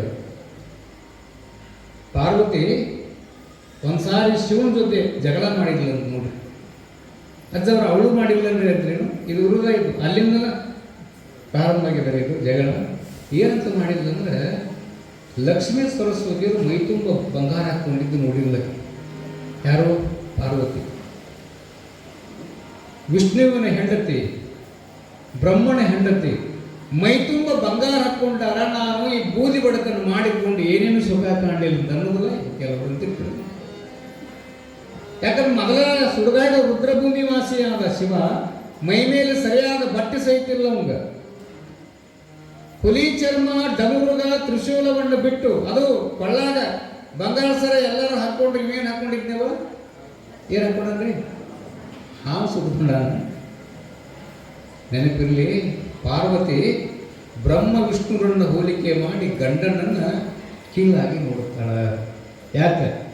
ಬಂಗಾರದ ತಕ್ಷಣ ನೆನಪಿಗೆ ಬರೋದೇ ಹೆಣ್ಮಕ್ಳಲ್ಲ. ಭಾಳ ಮೋಹಿತವಾಗಿರ್ತಕ್ಕಂಥವ್ರು ಹೆಣ್ಮಕ್ಳು ಬಂಗಾರಕ್ಕೆ. ಅದು ಪಾರ್ವತಿಯಿಂದಲೇ ಬಂದದು ನೋಡಿ, ನೆನಪಿಟ್ಕೋಬೇಕು. ಪಾರ್ವತಿ ಬ್ರಹ್ಮನ ಹೆಂಡತಿ ಪುಣ್ಯ ಮಾಡ್ಯಾಳ, ವಿಷ್ಣುವಿನ ಹೆಂಡತಿ ಪುಣ್ಯ ಮಾಡ್ಯಾಳ. ನಾನು ಅವರಂಗ ಬಂಗಾರ ಹಾಕ್ಕೊಂತಿದ್ದೆ, ಆದರೆ ಶಿವನನ್ನು ಮಾಡಿಕೊಂಡು ಬರೀ ಈ ಬೂದಿಯನ್ನ ಭಸ್ಮವನ್ನೇ ನೋಡುದಾತು ಅಂತ ತಿಳ್ಕೊಂಡು ಏನು ಮಾಡ್ತಾಳ ಅಂತಂದ್ರೆ ಒಂದ್ಸಾರಿ ಶಿವನನ್ನು ಕೇಳ್ತಾಳ, ನನಗೆ ಬಂಗಾರ ಹಾಕ್ಕೊಳ್ಳೋದಾಗೈತಿ ಅನ್ಲಕ್ಕೆ. ಶಿವ ಅಂತಾನೆ ಹುಚ್ಚಿ, ಬಂಗಾರಕ್ಕಿಂತಲೂ ಭಸ್ಮ ದೊಡ್ಡದದು ನೋಡ್ರಿ. ಬಂಗಾರ ಹಾಕ್ಕೊಂಡವ್ರ ಮುಖ ನೋಡ್ರಿ, ಭಸ್ಮ ಹಚ್ಕೊಂಡವ್ರ ಮುಖ ಹಾಕ್ಕೊಂಡವ್ರು. ಬಂಗಾರ ಬೇಡ ಭಸ್ಮ ಹಚ್ಚುವಂತ ನಾವು ಯಾರು? ಪರಮಾತ್ಮ ಅಂತಾನ ಇಲ್ಲ. ನಾನು ಬಂಗಾರನ ಹಾಕೋಬೇಕಂತಂದಾಗ ಹಾಗಾದ್ರೆ ಬಂಗಾರ ಥರ ಎಲ್ಲಿಗೆ ಹೋಗಬೇಕು? ಕುಬೇರಿದ್ದ ಕೈಲಾಸದಲ್ಲಿ. ಕುಬೇರನ ಹತ್ರ ಹೋಗ್ತಾಳ. ಹೋಗು ಮುಂದೆ ಶಿವ ಏನಂದಂತ ನೋಡು, ಒಂದು ಚಿಟಿಗೆ ಭಸ್ಮ ಕೊಡ್ತಾನಕ್ಕೆ ಕೈಯಾಗ, ಇದನ್ನು ತಗೊಂಡು ಹೋಗಿ ಕುಬೇರನ ಕೈಯಾಗ ಕೊಡು, ಈ ಚುಟಿಕಿ ಭಸ್ಮದ ತೂಕದ ಬಂಗಾರವನ್ನು ತಗೊಂಡು ಬಾ ಅಂತ ತಿಳ್ಕೊಂಡು ಹೇಳಿ ಕಳಿಸ್ತಾನ. ಪಾರ್ವತಿ ಅಂದು, ಏನ್ರಿ ಇಷ್ಟು ಸಣ್ಣ ಕಣವಾಗಿರ್ತಕ್ಕಂಥ ಭಸ್ಮದ ತೂಕದ ಬಂಗಾರ ತಗೊಂಡು ಬರಲಿ ನಾನು? ಎಲ್ಲೆಲ್ಲ ಕುಬೇರನಲ್ಲಿರುವಂಥ ಬಂಗಾರಷ್ಟು ಹಾಕೊಂಡು ಬರ್ತೇನೆ ಅಂದ್ರು. ಆಯಿತು, ಮೊದಲ ಇದು ನಾನು ಕೈ ಕೊಡು ಅಂದ. ಒಂದಿಷ್ಟು ತುಣುಕು ಭಸ್ಮವನ್ನು ತಗೊಂಡು ಕುಬೇರನ ಹತ್ರ ಬರ್ತಾಳ. ಕುಬೇರ ಎದ್ದು ನಿಂತ, ಯವ್ವ ನೀ ಯಾಕೆ ಬಂದು ಹೇಳಿ ಕಳಿಸಿದ್ರು, ನಾನು ಬರ್ತಿದ್ನಲ್ಲ ತಾಯಿ ಅಂದ. ಇಲ್ಲಪ್ಪ, ನಿನ್ನ ಆಸ್ಥಾನದಲ್ಲಿರುವಂಥ ಬಂಗಾರ ಬೇಕಾಗಿದೆ ಅಂದಾಗ, ಅವಾಗ ಯಾಕೆ ನಿನಗೆ ಎಷ್ಟು ಬೇಕು ತಗೋಯವ್ವ ಅಂದ. ಶಿವನ ಹೇಳ್ತಲ್ರಿ, ನಿನಗೆ ಎಷ್ಟು ಬೇಕು ತಗೋ ಅಂತ ತಿಳ್ಕೊಂಡು ಅಂದಾಗ, ಅವಾಗಂತಿಲ್ಲ, ನನ್ನ ಗಂಡ ಒಂದು ನಿಯಮ ಹೇಳ್ಯಾನ, ಗಂಡನ ಆತ್ಮಿ ಮೀರಬಾರ್ದು. ತಕ್ಕಡಿಯಲ್ಲಿದ್ದಿ, ತಕ್ಕಡಿ ತೋರಿಸಿದ, ಆ ತಕ್ಕಡಿ ಒಳಗೆ ಭಸ್ಮ ಇಟ್ಲು. ಅವ ಇಷ್ಟ ಕೊಟ್ಟಿದ್ದು, ಒಂದು ತುಣುಕು ಕೊಟ್ಟಿದ್ದು, ಇದ್ರ ತೂಕ ನಿನಗೆ ಬಂಗಾರ ಕೊಡು ಅಂತಂದಾಗ, ಕುಬೇರ ಅಲ್ಲಿರುವಂಥ ತನ್ನ ಸೇವಕರಿಗೆ ಹೇಳ್ತಾನೆ, ಬುಟ್ಟಿಗಟ್ಟೆ ಕೊಡಗಟ್ಟಲೆ ತಂದು ಹಚ್ಚಿದ್ರು ತಕ್ಕಡೆ. ಕುಬೇರನ ಸಂಪತ್ತಲ್ಲಿರುವಂಥ ಎಲ್ಲ ಬಂಗಾರವನ್ನು ಇಟ್ಟರೂ ಸಹಿತ ಭಸ್ಮದ ತೂಕದ ಸಮ ಬರಲಿಲ್ಲ ಅಂತ ಪುಣ್ಯಾತ್ಮರೇ. ಅಂದ್ರೆ ಇಲ್ಲಿ ಯಾವುದು ದೊಡ್ಡದು ಹೇಳ್ರಿ? ಯಾವುದು ದೊಡ್ಡದು? ಭಸ್ಮ ದೊಡ್ಡದು. ಪಾರ್ವತಿ ನಾಚಿ ನೇರಾಗಿ ಬಿಡ್ತಾಳ. ಪರಮಾತ್ಮ, ಅದಕ್ಕೆ ನಿನಗೆ ಪರಬ್ರಹ್ಮ ಸ್ವರೂಪ ಅಂತಾರ, ಅದಕ್ಕೆ ನಿನಗೆ ವಿಭೂತಿ ಪುರುಷ ಅಂತಾರ, ಅದಕ್ಕೆ ನಿನಗೆ ರುದ್ರ ಅಂತ ಕರೀತಾರ. ನನ್ನ ತಪ್ಪಾದಪ್ಪ, ಶಿವನ ಹೆಂಡತೆಯಾಗಿ ನಿನ್ನನ್ನು ಅರ್ಥ ಮಾಡಿಕೊಳ್ಳಿಲ್ಲ ಅಂತ ತಿಳ್ಕೊಂಡು ಕುಬೇರನ ಸಂಪತ್ತನ್ನು ಧಿಕ್ಕರಿಸಿ ಗಂಡ ಕೊಟ್ಟಿರುವಂಥ ಭಸ್ಮವನ್ನೇ ಹಣಿಗೆ ಹಂಚಿಕೊಂಡು ಕೈಲಾಸಕ್ಕೆ ಬಂದು ಅನ್ನುವಂಥ ಪ್ರಸಂಗ ಭಸ್ಮದ ಮಹಿಮೆ ಒಳಗೆ ಬರ್ತದೆ ಪುಣ್ಯಾತ್ಮರೇ. ಅದು ಅಜ್ಜವರಿಗೆ ಗೊತ್ತದೆ, ನಮಗೆ ಗೊತ್ತಿಲ್ಲ. ನಿಜವಾಗಿ ಭೂಮಿ ಮೇಲೆ ಉಳಿಯುವುದು ಭಸ್ಮ ಹಚ್ಚಿಕೊಂಡ್ರೆ ದರಿದ್ರತನ ದೂರ ಆಗುತ್ತಂತೆ. ಯವ್ವ, ಭಸ್ಮ ಹಚ್ಚಿಕೊಂಡ್ರೆ ಭೂತ ಪ್ರೇತಗಳು ನಮ್ಮಿಂದ ದೂರ ಹೋಗ್ತವಂತ. ಭಸ್ಮ ಹಚ್ಚಿಕೊಂಡ್ರೆ ಯಾಕ ಅಂತ ಶಕ್ತಿ ಭಸ್ಮಕ್ಕೈತಂತಾನೆ ಪ್ರತಿಯೊಬ್ಬ ಭಕ್ತನೂ ಸಹಿತ ನಮಸ್ಕಾರ ಮಾಡಿದ. ಇವತ್ತಿನ ಈ ಕ್ಷಣಕ್ಕೂ ಸಹಿತ ಶ್ರೀಮಠದ ಒಡೆಯರಾದ ಮೌನ ಮಲ್ಲಿಕಾರ್ಜುನ ಪಂಗಡವರು ಯಾಕೆ ನಮ್ಮ ಹಣಿಗೆ ಭಸ್ಮ ಹಚ್ತಾರಂದ್ರೆ, ಭಕ್ತನ ದುರ್ಲಿಪಿಗಳು ದೂರಾಗಿ ಆತನ ಇಷ್ಟಾರ್ಥಗಳು ಸಿದ್ಧಿಯಾಗುವುದು ಒಂದೇ ಸಾಧನ ಯಾವುದಂದ್ರೆ ಅದು ಭಸ್ಮ, ಅದು ಬಸಿತ, ಅದು ಕ್ರಿಯಾಭಸ್ಮ ಅಂತ ಅಜ್ಜವರಿಗೆ ಗೊತ್ತದೆ. ಅದಕ್ಕೆ ಇಲ್ಲಿ ಮಹಂತ ಸ್ವಾಮಿಗಳು ಏನು ಮಾಡ್ತಿದ್ರು ಅಂದ್ರೆ, ಆ ಮರಣದ ಹಾಸಿಗೆ ಮೇಲೆ ಮಲಗಿಕೊಂಡಿರುವಂಥ ಮಹಾರಾಜನಿಗೆ ಹಣಿಗೆ ಭಸ್ಮ ಹಚ್ತಾರೆ. ಎಷ್ಟು ಶಕ್ತಿ ಇರ್ತದೆ ಭಸ್ಮಕ್ಕೆ. ಭಸ್ಮ ಹಚ್ಚಿ ಏನಾದರೂ ಅಂದ್ರೆ ಹೊರಗಡೆ ಬಂದು ಬಿಡ್ತಾರೆ. ಅಷ್ಟು ದಿನಗಳಿಂದ ಹಾಸಿಗೆ ಮೇಲೆ ಮಲಗಿಕೊಂಡಿರ್ತಕ್ಕಂಥ ಮಹಾರಾಜನಿಗೆ ದೇಹದಲ್ಲಿ ಚೈತನ್ಯ ಬಂದಂಗೆ ಆಗ್ತದೆ. ಏನಂದಂತ, ರಾಣಿಗೆ ನನಗೊಂದಿಷ್ಟು ಹಸಿವಾಗಿದೆ ಅಂದ, ಉಣ್ಣೋಂಗಾಗಿದೆ. ಇಷ್ಟು ಖುಷಿ ಆಗ್ತದೆ ರಾಣಿಗೆ. ಎಂದೂ ಹಸಿವು ಅನ್ನೋದು ಎಷ್ಟೇ ದಿನಗಳಾಗಿತ್ತು. ನನ್ನ ಗಂಡ ಮಾಡಿದ ಅಡಿಗೆಯನ್ನು ತಂದು ನೀಡುತ್ತಾಳ, ನೀರು ಕುಡಿತಾನ, ಊಟ ಮಾಡಿದ ನೀರು ಕುಡಿದ ಅರಮನೆಯಾಗ ಅಡ್ಡಾಡಕತ್ತಿದ, ಜನ ಕಳೆದಂಗೆಲ್ಲ. ಮಹಾರಾಜಂದ, ಆ ಬಂದಿರತಕ್ಕಂಥ ಪುಣ್ಯಾತ್ಮ ಎಲ್ಲದನ್ನು ಕರ್ಕೊಂಡು ಬರೀಪ ಅಂದ. ಅವರು ಯಾವುದೇ ದಿಕ್ಕಿನಲ್ಲಿ ಹೋದರೂ ಸಹಿತ ನನ್ನನ್ನು ಮತ್ತೊಮ್ಮೆ ಪುನರ್ಜನ್ಮ ಕೊಟ್ಟಿರುವಂಥ ಶಿವಯೋಗಿ ಅದಾನ, ಅವನು ಕರ್ಕೊಂಡು ಬರೀಪ ಅಂತ ತಿಳ್ಕೊಂಡು ಮಹಾರಾಜ ಮಹಂತ ಸ್ವಾಮಿಗಳನ್ನು ಹುಡುಕಲಿಕ್ಕೆ ಕಳಿಸ್ತಾರ. ಬೆಟ್ಟ, ಗುಡ್ಡ, ಗುಹೆ, ಮರ, ತುರಾಯಿಗಳಲ್ಲಿ ಹುಡುಕಿದ್ರು ಸಹಿತ ಮಹಂತ ಸ್ವಾಮಿಗಳು ಸಿಕ್ಕರೇನು? ಎಲ್ಲಿ ಸಿಗಲಿಲ್ಲ. ಇಲ್ಲೇ ಇದ್ರು ಅಂತಿದ್ರು ಕರೆ, ಇದೇ ಕ್ಷಣದಲ್ಲಿ ಬಂದಿದ್ರು ಅಂತಾರೆ ಕರೆ, ಅಲ್ಲಿ ಯಾರ ಕಣ್ಣಿಗೆ ಬೀಳದ ಹಾಗೆ ಎಲ್ಲಿಗೆ ಬರ್ತಾರ ಪುಣ್ಯಾತ್ಮರು ಅಂದರೆ ಲೋಕ ಸಂಚಾರವನ್ನು ಮಾಡಿ ಹೋಗಿಬಿಡ್ತಾರ. ಮಹಾರಾಜನಿಗೆ ದುಃಖ ಆಯ್ತಂತ. ಎಷ್ಟೋ ವೈದ್ಯರಿಂದ ಗುಣಮುಖವಾಗದೇ ಇರತಕ್ಕಂಥ ಈ ನನ್ನ ರೋಗ ನನಗೆ ಮತ್ತೊಮ್ಮೆ ಪುನರ್ಜನ್ಮ ನೀಡಿದಂಥ ಪುಣ್ಯಾತ್ಮನ ದರ್ಶನ ಆಗಲಿಲ್ಲ ಅಂತ ತಿಳ್ಕೊಂಡು ಮಹಾರಾಜ ಅದೇ ದುಃಖದಲ್ಲಿ ಕಾಲವನ್ನು ಕಳೀತಾ ಇರ್ತಾನೆ ಪುಣ್ಯಾತ್ಮರೇ. ಅದಕ್ಕೆ ನಾವು ಕೂಡ ಈ ಜನ್ಮದಲ್ಲಿ ಗುರುಗಳು ಯಾಕೆ ನಮಗೆ ಈ ಅಷ್ಟಾವರಣಗಳನ್ನು, ಪಂಚಾಚಾರಗಳನ್ನು, ಷಟಸ್ಥಲಗಳನ್ನು, ಪಾದೋದಕದ ಮಹಿಮೆಯನ್ನು, ಗುರುಗಳ ಮಹತ್ವವನ್ನು ಯಾಕೆ ಹೇಳ್ತಾರಂದ್ರೆ, ಮಹಾರಾಜನಂತ ಮಹಾರಾಜರೇ ಸಹಿತ ಶಿವಗಿಗಳಿಗೆ ಏನು ಮಾಡಿದರು ಅಂದರೆ ದಾಸಾನುದಾಸರಾಗಿ ಭಾಗಸಾರ ಪುಣ್ಯಾತ್ಮರೇ. ಅಂಥ ನಿತ್ಯದಲ್ಲಿ ಕೂಡ ನಮಗೆ ಭಸ್ಮ, ಪಾದೋದಕ, ಪ್ರಸಾದ ಅವರ ಸಂಘದಲ್ಲಿದ್ದ ಭಕ್ತರಿಗೆ ಶಿಷ್ಯ ವರ್ಗಕ್ಕೆ ಯಾಕೆ ಅವರು ಹೇಳ್ತಾರ ಕೊಡ್ತಾರ ಅಂದ್ರೆ ಭಕ್ತ ಮತ್ತು ಶಿಷ್ಯ ಮುಕ್ತಿಯನ್ನು ಹುಡುಕೋಬೇಕಾದ್ರೆ ಗುರುಗಳ ಅಷ್ಟಾವರಣ ನೀಡುವಂಥ ಪ್ರಡಸ್ಥಲಗಳನ್ನು ಬೋಧಿಸ್ತಕ್ಕಂಥ ವಿಚಾರಗಳನ್ನು ಅರ್ಥ ಮಾಡಿಕೊಂಡು ಬಳಸಿಕೊಂಡಾಗ ಮಾತ್ರ ಈ ಜನ್ಮಕ್ಕೆ ಸಾರ್ಥಕತೆ ಆಗ್ತದೆ ಅಂತ ತಿಳ್ಕೊಂಡು ಗುರುಗಳು ಮೇಲಿಂದ ಮೇಲೆ ತಿಳಿಸಿಕೊಂಡು ಬರ್ತಾ ಇದ್ದಾರೆ ಪುಣ್ಯಾತ್ಮರೇ. ಆದ್ದರಿಂದ ಇಂದು ಮಹಂತ ಸ್ವಾಮಿಗಳವರು ಕೋಳಿವಾಡ ಅಂತ ಬರ್ತದೆ, ಕೋಳಿವಾಡಕ್ಕೆ ಬರ್ತಾರೆ. ಮತ್ತದು ಕೋಳಿವಾಡ ಅಂದಾಗ ಯಾರು ನೆನಪಿ ಬರ್ತಾರೆ ಹೇಳ್ರಿ? ಕೋಳಿವಾಡ ದ್ಯಾಮವ್ವ ಅಂತ. ಕೋಳಿವಾಡ ದ್ಯಾಮವ್ವ ಅಂದ್ರೆ ಪ್ರಸಿದ್ಧವಾಗಿರ್ತಕ್ಕಂಥ ದೇವತೆ. ಅಲ್ಲಿ ನಾವು ನೀವಲ್ಲ, ಶಿರಟ್ಟಿಯ ಜಗದ್ಗುರುಗಳು ವನ್ನೇದವರು ಎಲ್ಲಿಯವರು? ಬಿಜಾಪುರದ ಶಿವಯ್ಯ ಮತ್ತು ಗೌರಮ್ಮರ ಪುಣ್ಯಗರ್ಭದಲ್ಲಿ ಜನಿಸಿ ಬಂದಿರತಕ್ಕಂಥ ಆ ಚೆನ್ನವೀರು ಅಂತಕ್ಕಂಥ ಮಗ ನೋಡ್ರಿ, ಅವ್ರಿಗೆ ಸಹಿತ ಮಕ್ಕಳಾಗಿದ್ದಿಲ್ಲಂತೆ. ಯಾರಿಗೆ? ಶಿವಯ್ಯ ಗೌರಮ್ಮನಿಗೆ.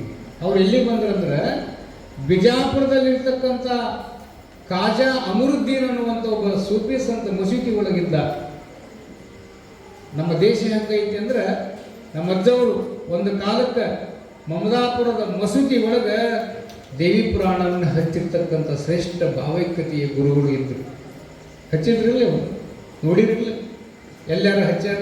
12ನೇ ಶತಮಾನದಾಗ ಹಚ್ಚಿದ್ರಂತ. ಯಾರು? ಚೆನ್ನೂರು ಜಲೀಲ್ ಸಾಹೇಬ್ ಅಂತಿದ್ದಂತ. ಕಡಿಕೋಳು ಮಡಿವಾಳಪ್ಪನವರ ಶಿಷ್ಯ. 16-17ನೇ ಶತಮಾನದಾಗ ಬರ್ತಾರೆ. ಆವ ಕಡಿಕೋಳು ಮಡಿವಾಳಪ್ಪನವರ ಶಿಷ್ಯನಾಗಿರ್ತಕ್ಕಂಥ ಚೆನ್ನೂರು ಜಲೀಲ್ ಸಾಹೇಬ ಯಪ್ಪ ಜೀವನ ಮುಕ್ತಿ ಪಡಿಬೇಕಾದ್ರೆ ಏನು ಮಾಡ್ಬೇಕಂತ ಕೇಳಿದ್ರೆ ಮಡಿವಾಳಪ್ಪ ಹೇಳಿದ್ನಂತ ಬಸು ಪುರಾಣವನ್ನು ಹಚ್ಚಂತ ಹೇಳಿದ್ನಂತ. ಮಡಿವಾಳಪ್ಪ ಯಾರಿಗೆ? ಮುಸ್ಲಿಮ್ನಾದ ಚೆನ್ನೂರು ಜಲೀಲ್ ಸಾಹೇಬ್. ಅವ ನೋಡ್ರಿ ಮಸೂದ್ಯಾಗ ಬಸು ಪುರಾಣ ಹಚ್ಚಿದ್ನಂತ. ಯಾರು? ಮಡಿವಾಳಪ್ಪನ ಶಿಷ್ಯ.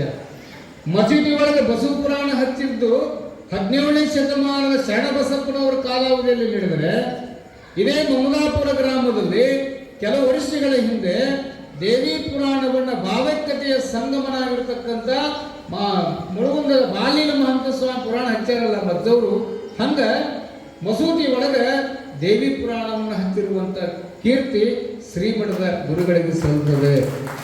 ಅಂದಿತ್ತು, ಇಂದು ಇಲ್ಲಂತಲ್ಲ. ಅದಕ್ಕೆ ಅವ್ರಿಗೆ ಯಾಕೆ ಬಸವ ಸ್ವರೂಪದಾರ ಅಜ್ಜವರು ಅಂದರೆ, ಯಾಕೆ ಅವರು ಮಹಂತ ಸ್ವಾಮಿಗಳ ಇನ್ನೊಂದು ರೂಪ ಆಗ್ಯಾರ ಅಂದ್ರೆ ಅವರಿಗೂ ಇವರಿಗೂ ಭೇದವಿಲ್ಲ ಪುಣ್ಯಾತ್ಮರೇ, ಅವರಿಗೂ ಇವರಿಗೂ ಭೇದ ಇಲ್ಲ. ಅವಾಗ ಶಿವಯ್ಯ ಗೌರಮ್ಮ ದಂಪತಿಗಳು ಮಠಕ್ಕೆ ಬರಲಿಲ್ಲ, ಮಸೂದಿಗೆ ಬರ್ತಾರೆ, ಕೇಳ್ಕೊಂತಾರೆ. ಆ ಖಾಜಾ ಅಮರುದ್ದೀನ್ ಹೇಳಿದಂತ ಗೌರಮ್ಮಗ, ತಾಯಿ ನಿನಗೊಂದು ಗಂಡು ಮಗು ಆಗ್ತದೆ, ಆ ಮಗನನ್ನು ಮಸೂದಿಗೆ ಬಿಡಬೇಕಂತ ಹೇಳಿದರು. ಏನಂತ ಗೌರಮ್ಮ? ಯಪ್ಪ ಮಕ್ಕಳಿಲ್ಲಂತ ಜನ ಆಡ್ಕೊಂತಾರೆ, ಯಾಕೆ ಬರಕ ಬಿಡ್ತೇನೆಯಪ್ಪ, ಗಂಡ ಮಗನ ಕೊಡುವಂತ. ಗಂಡ ಮಗನ ಆಶೀರ್ವಾದ ಮಾಡ್ತಾರೆ. ಗಂಡ ಮಗ ಆತು ಚೆನ್ನವೀರ ಅಂತ ಹೆಸರಿಡ್ತಾರ. 8 ವರ್ಷದವನಾದರೂ ಸಹಿತ ತಾಯಿ ಮಸೀದಿಯಾಗಿ ಬಿಡಲಿಲ್ಲ. ಯಾಕೆ? ತಾಯಿ ಕಳ್ಳು ಬಿಡಲಿಲ್ಲ. ಆತನ ವಿಷಮ ಜ್ವರ ಬರ್ತದೆ. ಜ್ವರ ಬಂದು ಇನ್ನೇನು ಬದುಕುದಿಲ್ಲ ಅಂತ ಸ್ಥಿತಿಗೆ ಬಂದಾಗ ತಂದೆ ತಾಯಿ ಕರ್ಕೊಂಡು ಮಸೂದಿ ಕರ್ಕೊಂಡು ಬರ್ತಾರೆ. ಅಲ್ಲವಾ ನಿನಗೆ ಮಗನ ಕೊಡಂತ ಹೇಳಿದ್ನಲ್ಲ ತಾಯಿ ಅಂದಾಗಪ್ಪ, ತಾಯಿ ಕಳ್ಳು, ರಕ್ತವನ್ನೇ ಬಸಿದು ಜನ್ಮ ಕೊಟ್ಟಿರ್ತೀವಪ್ಪ, ತಪ್ಪಾಗೈತಿ. ಇಲ್ಲಾರ ಬದುಕಲಿ, ನಿನ್ನ ಹತ್ತಿರ ಬದುಕಲಿ, ದೂರ ನಿಂತು ನಮಸ್ಕಾರ ಮಾಡ್ತೀನಿ ನನ್ನ ಮಗನ ನೋಡಿಯಪ್ಪ, ತಗೋ ನಿನ್ನ ಪಾದಕ್ಕಂತ ಇಟ್ಲು. ಮಸೂದಿಯಾಗ ಹುಡುಗನ ಬಿಟ್ಟು ಹೋಗ್ಬೇಕಾದ್ರೆ ತಾಯಿಗೆ ದುಃಖ ಆಗ್ತದೆ. ಸಾಮಾನ್ಯ ಹೋಗಲ್ರಿ. ತಾಯಿಗೆ ದುಃಖ ಆದಾಗ ಆ ತಾಯಿ ಮುಖವನ್ನು ನೋಡಿದಂಥ ಖಾಜಾ ಅಮರುದ್ದೀನ್ ಅಂದಂತ, ತಾಯಿ ಮಗನ ಬಿಟ್ಟು ಹೊಂಟೆ, ನಾನು ಚಿಂತೆ ಮಾಡಕತ್ತಿ, ನನಗೆ ಗೊತ್ತಾಗೈತವ, ಚಿಂತೆ ಮಾಡಬೇಡ, ಬಾಯಿಲ್ಲ ಅಂತ ಆಶೀರ್ವಾದ ಮಾಡಿ ಹೇಳಿದಂತ. ಇದು ಅಲ್ಲದನ ನಿನಗೆ ಇನ್ನೂ 2 ಗಂಡಕ್ಕ ಹೋಗುವಂತ ಆಶೀರ್ವಾದ ಮಾಡಿ ಕಳಿಸ್ತಾರೆ. ಆ ಚೆನ್ನವೀರಾಗಿ ಮಸೂದೆ ಬೆಳೆಯಕತ್ತೀನಿ ನೋಡ್ರಿ. ಮಸೂದೆ ಬೆಳೆಯಕತ್ತಿದ ಮುಸಲ್ಮಾನ ಹುಡುಗರೆಲ್ಲ ಪುರಾಣ ಓದಾಕತ್ತಿದ್ರೆ ಇವ ಕಂಬಳಿ ಹಾಸ್ಕೊಂಡು ಪುರಾಣ ಓದಾಕತ್ತೀನಿ. ಪುರಾಣ ಮತ್ತು ಪುರಾಣ ಬೇರೆ ಇಲ್ಲ, ನಮ್ಮ ಭಾವದು. ಮಸೀದಿ ಒಳಗೆ ಇವರು ನಮಾಜ್ ಮಾಡಕತ್ತಿದ್ರು, ಇವ ರುದ್ರ ಓದಾಕತ್ತಿದ, ಅಮರಕೋಶ ಓದಾಕತ್ತಿದ, ರಾಜಶೇಖರ ವಿಳಾಸವನ್ನು ಓದಾಕತ್ತಿದ, ಶಬರಿಶಂಕರ ವಿಳಾಸ ಓದಾಕತ್ತಿದ, ಜೈಮಿನಿ ಭಾರತವನ್ನು ಓದಾಕತ್ತಿದ. ಇದು ಒಂದಿಷ್ಟು ಮುಸಲ್ರಿಗೆ ಸರಿ ಕಾಣಲಿಲ್ಲ. ಮಸೂತಿಯಾಗ 5-6 ಹುಡುಗನ ತೊಗೊಂಡು ಬಂದು ಇಟ್ಕೊಂಡ ನಿಮ್ಮ ಸಂತ, ಸೂಫಿ ಸಂತ. ಇವನನ್ನು ಮಠ ಬಿಡಿಸಿದ್ರ ಅವನು ಹೋಗ್ತಾನ ಅಂತ ತಿಳ್ಕೊಂಡು ಆದಿಲ್ ಶಾಹಿಗೆ ದೂರು ಕೊಡ್ತಾರೆ ಮುಸ್ಲಿಮರು ಎಲ್ಲರೂ ಸೇರಿ. ಮಹಾರಾಜ್, ನಮ್ಮ ಧರ್ಮಕ್ಕೆ ವಿರೋಧವಾಗಿ ಕಾಜಾ ಅಮರುದ್ದೀನ್ 5 ಹುಡುಗನ ಕರ್ಕೊಂಡ್ಬಂದು ಮಸೂದೆಗೆ ಇಟ್ಕೊಂಡಾನ. ನಾವೆಲ್ಲರೂ ನಮಾಜ್ ಮಾಡಕತ್ತಿದ್ರೆ ಅವ ಪೂಜೆ ಮಾಡಕತ್ತಾನ. ನಾವೆಲ್ಲರೂ ಕುರಾಣ ಓದಾಕತ್ತಿದ್ರೆ ಅವ ಬಸವ ಪುರಾಣ ಓದಾಕತ್ತಾನ. ಇದು ನಮ್ಮ ಧರ್ಮಕ್ಕೆ ವಿರೋಧದ. ಇಬ್ಬರನ್ನು ಮಸೂದಿ ಬಿಡಿಸ್ಬೇಕಂತ ಬಂದು ದೂರು ಕೊಟ್ಟರು. ಬಂದು ಅವನು ಕುದುರೆ ಹತ್ತುಕೊಂಡು, ಏಯ್ ಕಾಜಾ, 5 ಹುಡುಗನ ಮಸೂದೆಗೆ ಇಟ್ಕೊಂಡಿಲ್ಲಂತೋ ಹುಚ್ಚ, ನಮ್ಮ ಧರ್ಮಕ್ಕೆ ವಿರೋಧದಲ್ಲ, ಎಲ್ಲದನವ, ನಿಮ್ಮಿಬ್ಬರನ್ನು ಹೊರಗೆ ಹಾಕ್ತಾನಂತ ಬಂದ. ಒಳಗದಾನ ಮಹಾರಾಜ ಅಂದ. ಕಾಜಾ ಅಮರುದ್ದೀನ್, ಮುಸಲ್ಮಾನ ಹುಡುಗರು ನೆಲದಾಗ ವಸ್ತ್ರ ಹಾಸ್ಕೊಂಡು ನಮಾಜ್ ಮಾಡಕತ್ತಿದ್ರು. ಈ ಚನ್ನವೀರಯ್ಯ ಎನ್ನುವಂಥ ಹುಡುಗ, ಕಾಜಾ ಅಮರುದ್ದೀನ್ ಅವರ ವರಪ್ರಸಾದ ಹುಟ್ಟಿದಂಥ ಚನ್ನವೀರಯ್ಯ ಒಳಗೆ ಮಸೂದ್ಯಾಗ ನೀರಿನ ಹೊಂಡಿತ್ತು. ಆ ನೀರಿನ ಹೊಂಡದ ಮೇಲೆ ಪೌಡ ಹಾಸ್ಕೊಂಡು, ಅಂದರೆ ವಸ್ತ್ರ ಹಾಸ್ಕೊಂಡು ನೀರಿನ ಮೇಲೆ ಕುತ್ಕೊಂಡು ಓದಾಕತ್ತಿದ್ನಂತ. ನೀರಿನ ಮೇಲೆ ಕುಂದ್ರಾಕಾಗ್ತದೇನ್ರಿ? ಮಹಾತ್ಮನಿಗೆ ಮಾತ್ರ ಸಾಧ್ಯ, ಪುಣ್ಯಾತ್ಮರೇ. ನೀರಿನ ಮ್ಯಾಗ ಒಂದು ಜ್ವಾಳದ ಕಾಲು ಒಳಗೆ ಮುಳುಗ್ತದೆ. ಅಂಥದ್ರೊಳಗ 8 ವರ್ಷದ ಬಾಲಕನಾದ ಚನ್ನವೀರಯ್ಯ ನೀರಿನ ಮೇಲೆ ಅಂತರ್ಮುಖಿಯಾಗಿ ಕುತ್ಕೊಂಡು ಪೂಜೆ ಮಾಡಿಕೊಳ್ಳಕತ್ತಿದ್ದ, ಓದಾಕತ್ತಿದ್ದ, ಪುರಾಣ ಓದಾಕತ್ತಿದ್ದ.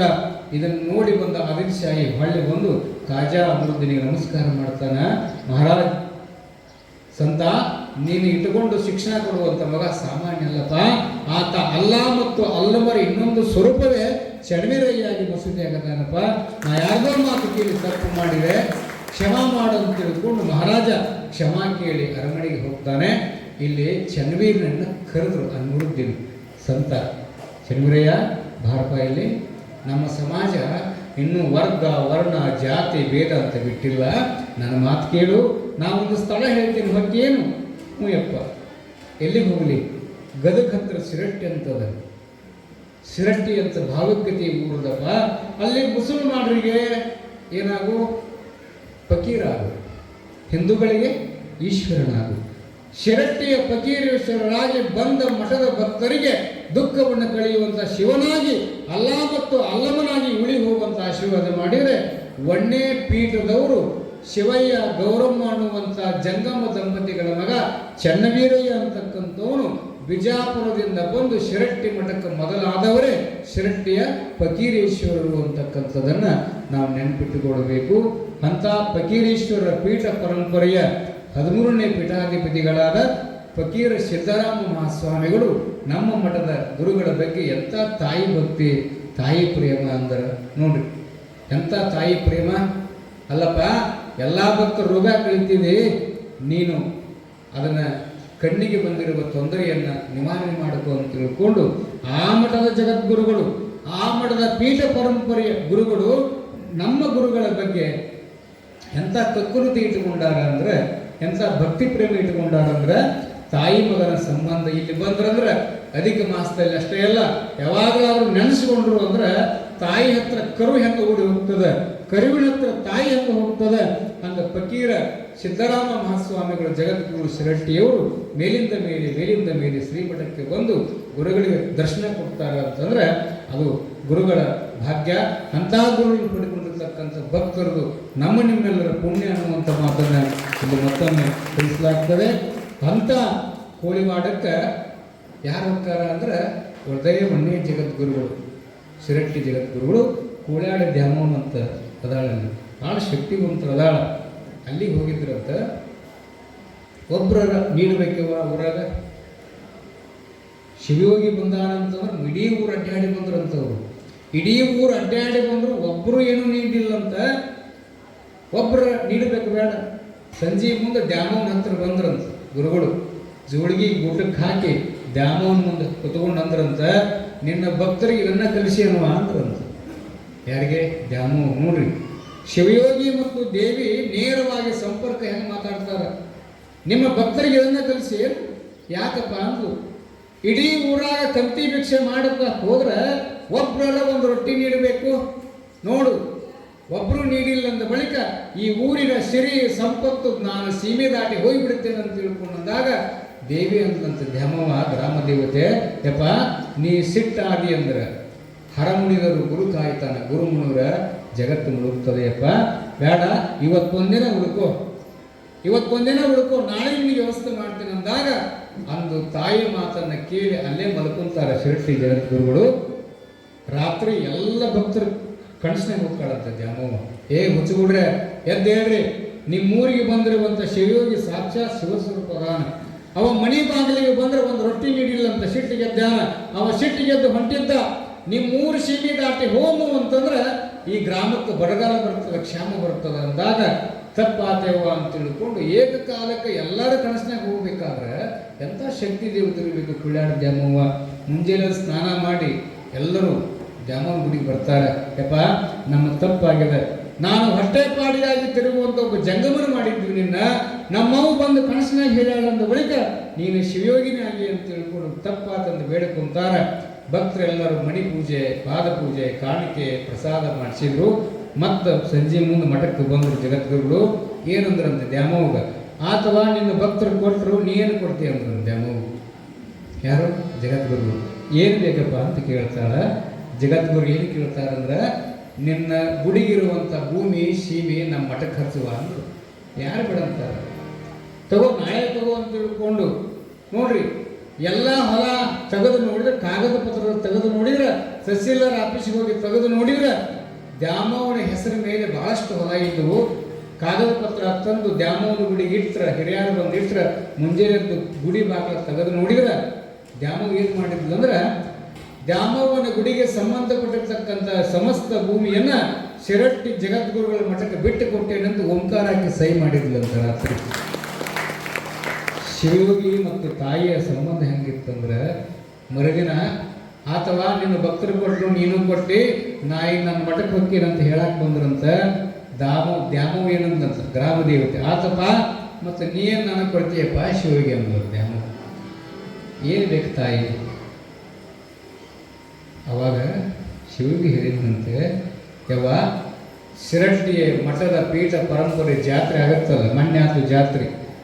ನನ್ನ ಮಠದ ಪರಂಪರೆಯ ತೇರು ಎಳಿಬೇಕಾದ್ರೆ ಮೊದಲಿಗೆ ಕೋಳಿವಾಡಕ್ಕೆ ಅಂದ್ರೆ ನಿನ್ನ ಹತ್ತಿರ ಬಂದು, ನಾನು ಬಂದು, ನನ್ನ ಮಠದ ಪರಂಪರೆಯ ಗುರುಗಳು ಬಂದು ದಂಡಿ ಉಡಿ ಎಡಿಯನ್ನು ತಂದು ನಿನ್ನ ಪಾದಕ್ಕೆ ಉಡಿ ತುಂಬಿ ದಂಡಿ ಕಟ್ಟಿ ನಿನ್ನ ಪಾದಕ್ಕೆ ಪ್ರಸಾದ ಮುಟ್ಟಿದ ಮೇಲೆ ನಮ್ಮ ಮಠದ ತೇರು ಎಳಿಲಿ ಅಂತ ತಿಳ್ಕೊಂಡು ಬೇಡಿಕೊಂಡು ಹೋಗ್ತಾರೆ ಶಿರಟ್ಟಿ ಜಗದ್ಗುರುಗಳು.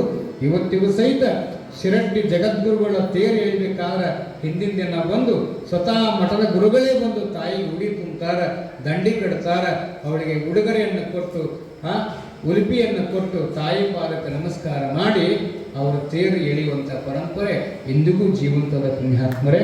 ಅಂಥ ಪರಂಪರೆಯ ಕ್ಷೇತ್ರವಾಗಿರ್ತಕ್ಕಂಥ ಕೋಳಿವಾಡಕ್ಕೆ ನಮ್ಮ ಮುಳುಗುಂದದ ಬಾಲಿಯಲ ಮಹಂತ ಸ್ವಾಮಿಗಳು ಇಂದು ಕೋಳಿವಾಡದಲ್ಲಿ ವಾಸ್ತವ್ಯವನ್ನು ಮಾಡುತ್ತಾರೆ. ಕೋಳಿವಾಡದಲ್ಲಿ ವಾಸ್ತವ್ಯ ಮಾಡಿದ ಮೇಲೆ ಮುಂದೆ ಯಾವ ಲೀಲೆ ಕೋಳಿವಾಡದಲ್ಲಿ ನಡೀತದೆ ಅನ್ನುವಂಥ ವಿಚಾರವನ್ನು ನಾವು ನಾಳಿನ ಪುರಾಣದಲ್ಲಿ ನಾವು ನೀವೆಲ್ಲರೂ ಕೇಳೋಣ ಅನ್ನುವಂಥ ಮಾತನ್ನು ಇಲ್ಲಿ ಮತ್ತೊಮ್ಮೆ ತಮಗೆಲ್ಲ ತಿಳಿಸ್ತಾ, ಇಲ್ಲಿವರೆಗೂ ಶಾಂತಚಿತ್ತರಾಗಿ ತಾಯಿಯ ಜಗಜ್ಜಿಗಣಿ ಮಹಿಮೆಯನ್ನು ಬಾಲಶಿವೋಗೀಶ್ವರರ ಪುರಾಣವನ್ನು ಕೇಳಿದ ತಮ್ಮೆಲ್ಲರಿಗೂ ಕೂಡ ಗುರುಗಳ ಆಶೀರ್ವಾದ ನಮಗೆ ನಿಮ್ಮೆಲ್ಲರಿಗೆ ಇರಲಿ ಅನ್ನುವಂಥ ಮಾತನ್ನು ತಿಳಿಸ್ತಾ ಎಲ್ಲರಿಗೂ ಶುಭವಾಗಲಿ. ಎಲ್ಲರೂ ಜೋರಾಗಿ ಜಯಘೋಷ ಮಾಡಬೇಕು. ಶಿವ ಸಾಂಬಜೇ ನಮಃ. ಜಗಜ್ಯೋತಿ ಬಸವೇಶ್ವರ ಮಹಾರಾಜ ಕಿ, ಸಿದ್ಧಲಿಂಗೇಶ್ವರ ಮಹಾರಾಜ ಕಿ, ಮುಳುಗುಂದಲ ಬಾಲೀಲ ಮಹಾಂತೇಶ್ವರ ಮಹಾರಾಜ ಕಿ, ಮೌನ ಮಲ್ಲಿನಾಥೇಶ್ವರ ಮಹಾರಾಜ ಕಿ, ಗೌರೀಶಂಕರ ಶಿವಾಚಾರ್ಯ ಮಹಾರಾಜ ಕಿ, ಇಷ್ಟಂದ್ರು ಹಿಂದೆ ಸುಮ್ನಾ ಕುಂತವ್ರ ಮಹಾರಾಜ ಕಿ. ಯವ್ವ, ನಿನ್ನೊಂದು ಘಟನೆ ಅಂತ ನಿಮ್ಗೆ ಹೇಳಿಲ್ಲ. ಒಂದು ಸ್ವಲ್ಪ ಸಮಯ ತೊಗೊತೀನಿ, 5 ನಿಮಿಷ. ಊಟ ಮಾಡಿ ಹೋದ್ವಿ ನಾವು, ಗವಾಯಿಗಳು ನಾವು ಕಡೆ ಹುಟ್ಟಿದ್ವಿ. ಬಹುಶಃ ಮುದುಕಿ ನೋಡಾಕತ್ತೀನಿ ಬಂದಿಲ್ಲಕ್ಕೆ. ಆ ಮುದುಕಿ ಬಂದಿದ್ಲು. ಏನು ಈಗ ಊರಾಕಿದಾವೋ ಏನು ಹಿರೇನಂದಿ ಹೇಳಾಕಿದಾವೋ ಗೊತ್ತಾಗಲಿಲ್ಲ. ನಾವು ಹಾಗೆ ಆ ಪತ್ರಿಕೆ ಹುಡುಕ್ ಹೊಂಟಿದ್ದೆ, ಇದ್ರಿ ಬಂದದು ಮುದುಕಿ. ಯಪ್ಪ, ಇಲ್ಲಿ ಮಠದಾಗ ಪುರಾಣ ಹೇಳೋರು ಯಾರಿದ್ರಾಗ 3 ಮಂದಿಯಾಗ. ಅವ್ರೇನಂದ್ರು, ನಾನು ಹಾಡ್ತೇನವ, ಇವ್ರು ತಬಲಾ ಬಾರಿಸ್ತಾರ, ಇವರಾಗ ಹೇಳೋರು ನಾನು ತೋರಿಸಿದ್ರು. ಯಪ್ಪ, ನೀನ ಪುರಾಣ ಹೇಳಲ್ಲ. ಹೌದೇವ ನಾನು. ಯಪ್ಪ, ನನಗೊಂದು ಪ್ರಶ್ನೆ ಐತಿ ಕೇಳಿ ನಂದು. ಯವ್ವ, ನಿನ್ನ ಪ್ರಶ್ನೆಗೆ ಉತ್ತರ ಹೇಳುವಷ್ಟು ದೊಡ್ಡವಲ್ಲವ ನಾನು. ಏನೋ ಗುರುಗಳು ನನ್ನ ಅಂತರಂಗದಲ್ಲಿ ಕೂತ್ಕೊಂಡು ನುಡಿಸ್ಯಾರಂತ ನುಡಿದೇನವ, ಏನು ತಪ್ಪು ಹೇಳಿರ್ಬೇಕಂತ ನಾನು ವಿಚಾರ ಮಾಡಕತ್ತಿದೆ. ಯಪ್ಪ ಕೇಳ ಅಂದು ಯಾವ ಕೇಳು ನೋಡ್ತೀನಿ, ಪ್ರಯತ್ನ ಮಾಡ್ತೀನಿ, ಗುರುಗಳು ಮಾರ್ಗ ತೋರಿಸಿ ಹೇಳ್ತೀನಿ ಅಂದೆ. ಏನಿಲ್ಲ ಯಪ್ಪ ದೇವ್ರ ಅದಾನ ಅಂತ ಕೇಳಕ್ಕೆ. ನಾನಂದೆ ಎಂಥ ಪ್ರಶ್ನೆ ಕೇಳಪ್ಪ ಆಕಿ, ಅಲ್ಲವ ಆತನೊಬ್ಬ ಇಲ್ಲ ಅಂತಂದ್ರೆ ಈ ಜಗತ್ತಿಗೆ ಬೆಳಕಾಗೋದಿಲ್ಲ. ಹಾ, ದೇವ್ರ ಅದಾನವ, ಹೆಂಗದಾನ? ಮಾವಿನ ಮರಕ್ಕೆ ಸಿಹಿ ಇಟ್ಟಾನ, ಬೇವಿನ ಮರಕ್ಕೆ ಕಹಿ ಇಟ್ಟಾನ, ಹೌದಾ? ಚಿಕ್ಕು ಹಣ್ಣಿಗೆ ಸಿಹಿ ಇಟ್ಟಾನ, ಲಿಂಬೆ ಹಣ್ಣಿಗೆ ಹುಳಿ ಇಟ್ಟಾನ. ಆಕಾಶದಲ್ಲಿ ನಕ್ಷತ್ರಗಳಿಟ್ಟಾನ, ಭೂಮಿ ಮೇಲೆ ವಿಚಿತ್ರಗಳಿಟ್ಟಾನ.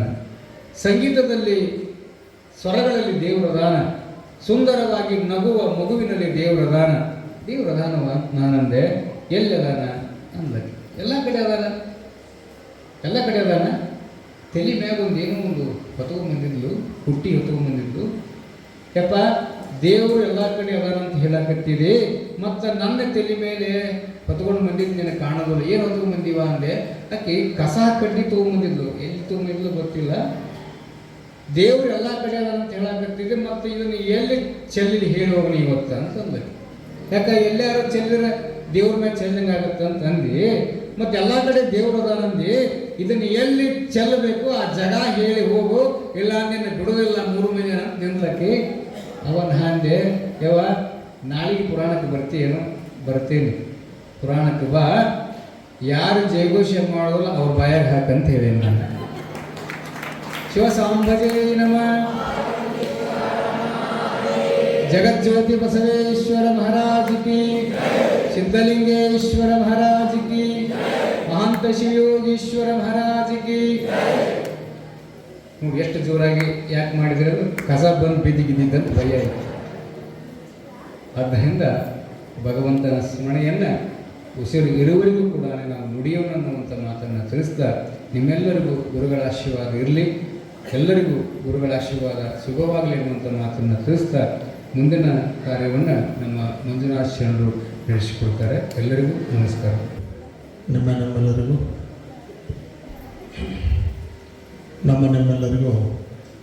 ಬಹಳಷ್ಟು ಮಾರ್ಮಿಕವಾಗಿರತಕ್ಕಂತಹ ಪುರಾಣ ಪ್ರವಚನದ ಸ್ವಧೆಯನ್ನು ನೀಡಿರ್ತಕ್ಕಂತಹ ಪರಮ ಪೂಜ್ಯ ವೀರೇಶ ಶಾಸ್ತ್ರಿಜಿಯವರಿಗೆ ಅನಂತ ಕೃತಜ್ಞತಾಪೂರ್ವಕ ಶರಣಾರ್ಥಿಗಳನ್ನು ಸಲ್ಲಿಸ್ತಾ, ಜಯ ಅಂತಿರಲ್ರಿ. ಒಟ್ಟು ಏನಾರು ಒಂದು ಆಕೈತೆ ಅಂದ್ರೆ ಜಯ ಅನ್ನೋರು, ನೀವು ಹಂಗೆ ಜಯ ಅನ್ನಂಗಿಲ್ಲ. ಬೇಕಾದ್ರೆ ಕೆಟ್ಟ ಆಕೈತೆ ಅಂದ್ರೆ ಜಯ ಅಂತೀರಿ, ಇಲ್ಲಾಂದ್ರೆ ಜಯ ಅಂದ್ರೆ ಒಂದೊಂದು ತಲೆ ಬಂಗಾರ ಬರ್ತದೆ, ನಾಳೆ ಅಂದ್ರೆ ಲಘು ಜಯ ಅಂತೀರಿ. ಚಲೋ ಆಕೈತೆ ಅಂದ್ರೆ ಜಯ ಅನ್ನೋರಲ್ಲಿ ಕೆಟ್ಟ ಏನ್ರ ಆದ್ರೆ ಜಯ ಅನ್ನೋರು ಅಂದ್ರೆ ಹಂಗೆ ಅನ್ನೋರಲ್ಲಿ ನೀವು. ಇವತ್ತಿನ ದಿವಸದ ಪುರಾಣದೊಳಗೆ ಏನು ಮಾಡಿದ್ರು, ಮೈಸೂರು ಮಹಾರಾಜರಿಗೆ ಭಸ್ಮವನ್ನು ಹಚ್ಚಿ ಅವರ ರೋಗವನ್ನು ಕಳೆಯುವಂಥವರಾದರು ಅಂತ ಹೇಳಿದ್ರಿ. ಇಲ್ಲಿ ಮಠಕ್ಕೆ ಎಷ್ಟು ಜನ ಬರ್ತಾರೋ ಅಜ್ಜವರು ದಿನ ಭಸ್ಮ ಹಚ್ಚಿ ಎಲ್ಲರೂ ರೋಗವನ್ನು ನಿವಾರಣೆ ಮಾಡ್ತಾರೆ ಅಂತಕ್ಕಂಥದ್ದು. ಆದರೆ ಹೆಂಗೆ ಅಂದ್ರೆ ಒಂದು 5 ನಿಮಿಷ ಮುಗಿಸ್ತಾರೆ. ನೀವು ಹಂಗೆ ವಯಾಪ್ಲೆ ಜಗ್ತಾನೆ ಅನ್ಬೇಡ್ರಿ. ಇಲ್ಲಿ ಮಠಕ್ಕೆ ಎಲ್ಲಿ ಅಂತಂದ್ರೆ ಕಂಕೇರಿಂದ ಒಬ್ಬ ಹುಡುಗ ಬರ್ತಿದ್ದ ಮೊದಲ. ಅವ ಮದುವೆ ಆಗೋದು ಅಂತ ಬರ್ತಿದ್ದ. ಒಂದಷ್ಟು ದಿನ ಆದ್ಮೇಲೆ ಮದುವೆ ಆತ್ರಿ. ಮದುವೆ ಆದ್ಮೇಲೆ ಕರೆದು ಮಾತ್ರ ಮದುವೆಗೆ ಹೋಗಿ ಅಕ್ಕಿ ಕಾಳು ಹಾಕಿ ಬಂದ್ರೆ ಹೊಳೆ ಮಾತು ಸನಿಯಕ್ಕೆ ಬರಲಿಲ್ಲ. ಯಾಕೆ ಏನು ಸಿಕ್ಕಲಲ್ಲ, ಮತ್ತು ಸಿಗುತ್ತ ಕರೆಕ್ಟ್ ಜೈ ನಿಮ್ದಾಗ. ಆಮೇಲೆ ಮದುವೆ ಆದ್ಮೇಲೆ ಶುರುವಾತ್ ನೋಡ್ರಿ, 1 ವರ್ಷ ಹೋತ್, 2 ವರ್ಷ ಹೋತ್, 3 ವರ್ಷ ಹೋತ್, ಏನಾಗಲಿಲ್ಲ ಅಂದ್ರಿ. ನಿಮ್ಗೆ ಗೊತ್ತಿರಿ, ಮೊದಲು 3 ವರ್ಷ 4 ವರ್ಷ 5 ವರ್ಷ ಆದ್ರೂ ಮಕ್ಕಳಾಗಲಿಲ್ಲ. ಅವಾಗ ಮತ್ತೆ ಬರಾಕತ್ತವ, ಯಪ್ಪ ಮಕ್ಕಳಾಗೋರು, ಮತ್ತೆ ಬರೋ ಹಂಗೆ. ಅವಾಗ ಮತ್ತೆ ಬಂದ, ಮತ್ತೊಂದು ವರ್ಷ 2 ವರ್ಷ ಬಂದ, ಗಂಡು ಮಗ ಹುಟ್ಟಿದ್ರಿ. ಗಂಡು ಮಗ ಏನು ಹುಟ್ಟಿದ್ ನೋಡ್ರಿ, ಮತ್ತೆ ಹೊಳೆ ಸನಿಗೆ ಬಂದಂದ್ರಿ. ಮುಗಿದ ಕೆಲಸ ಮುಗಿತಲ್ಲಿ ಬಂತ್ರಿ, ಮತ್ತೆ ಬರಲಿಲ್ಲ. ಈಗ ಮತ್ತೊಂದು 2 ವರ್ಷ ಹೋಯ್ತು, 3 ವರ್ಷ ಹೋಯ್ತು, ಹುಡುಗ ಮಾತ್ರ ಮಾತಾಡೋಲ್ಲ ನೋಡ್ರಿ. ಹುಡುಗ ಮಾತಾಡ್ಲಂಗೆ ಆತ್ರಿ. ಒಂದು 2-3 ವರ್ಷದ ಮಗ ಆದ್ರೆ ಮಾತಾಡವಲ್ಲವ. ಅವಾಗ ಮತ್ತೆ ಬಂದವ, ಯಪ್ಪ ಮಗ ಮಾತಾಡೋಲ್ಲ. ಮತ್ತಿನ್ನ ಏನಂತ ಹೇಳಂದ್ರೆ ಅಜ್ಜವರು, ಅದಕ್ಕೆ ಒಂದು ಏನಿಲ್ಲಪ್ಪ ಮಗ ಒಬ್ಬ ಮಾತಾಡೋಲ್ಲ. ಅಜ್ಜಾರು ಅಂದರು, ಭಾಳ ಬಾಕಿ ಅದಾವಲ್ಲಿ ನೀನು, ಅದಕ್ಕೆ ಮಾತಾಡೋಲ್ಲ ನಾವು ಅಂದರು. ಹೇಳ್ತು ಬಂದಿರ್ಕಿಲ್ಲ, ಮದುವೆ ಆಗಲಿಂದ ಬಾಕಿ ಇದೆ. ಅಕ್ಕಿ ಕಾಳು ಬೇಕು ಅಂದಾಗ ಅವನು ಡೀಸೆಲ್ ಹಾಕಿರ್ಕಿಲ್ಲ ಬತ್ತು ಗಾಡಿಗೆ, ಹಂಗೆ ಕಳಿಸಿದ್ದ. ಅದ್ರದ್ದು ಬಾಕಿ ಐತಿ. ಮತ್ತು ಗಂಡು ಮಗ ಹೊರಟಿದ, ಅದ್ರದ್ದು ಬಾಕಿ ಐತಿ. ಬಾಕಿಗಳ ಬಗ್ಗೆ ಹರಿದ್ರೆ ನಾವು ಬಾಯಿ ಬರ್ತೈತೆ ನೋಡಿ ಅಂದರು ಅವರು. ಯಪ್ಪ ಒಳ್ಳೆ ಬಗ್ಗೆ ಹರಿಸ್ತಾನೆ ಅಂತ. ಅವಾಗ ಮಠದ ಕಟ್ಟಡ ನಡೆದಿತ್ತು. ಒಂದು 11,000 ರೂಪಾಯಿ ಸಿಮೆಂಟ್ ತಂದು ಹೋಗಿದವ. ಹೋಗದ್ಮೇಲೆ ಅಜ್ಜವರ ಅವತ್ತು ಈಗ ಹೆಂಗೆ ಪಾದೋದಕ್ಕೆ ಕೊಟ್ಟರು, ಭಸ್ಮ ಕೊಟ್ಟು ಕಳಿಸಿರ ಅವಾಗ.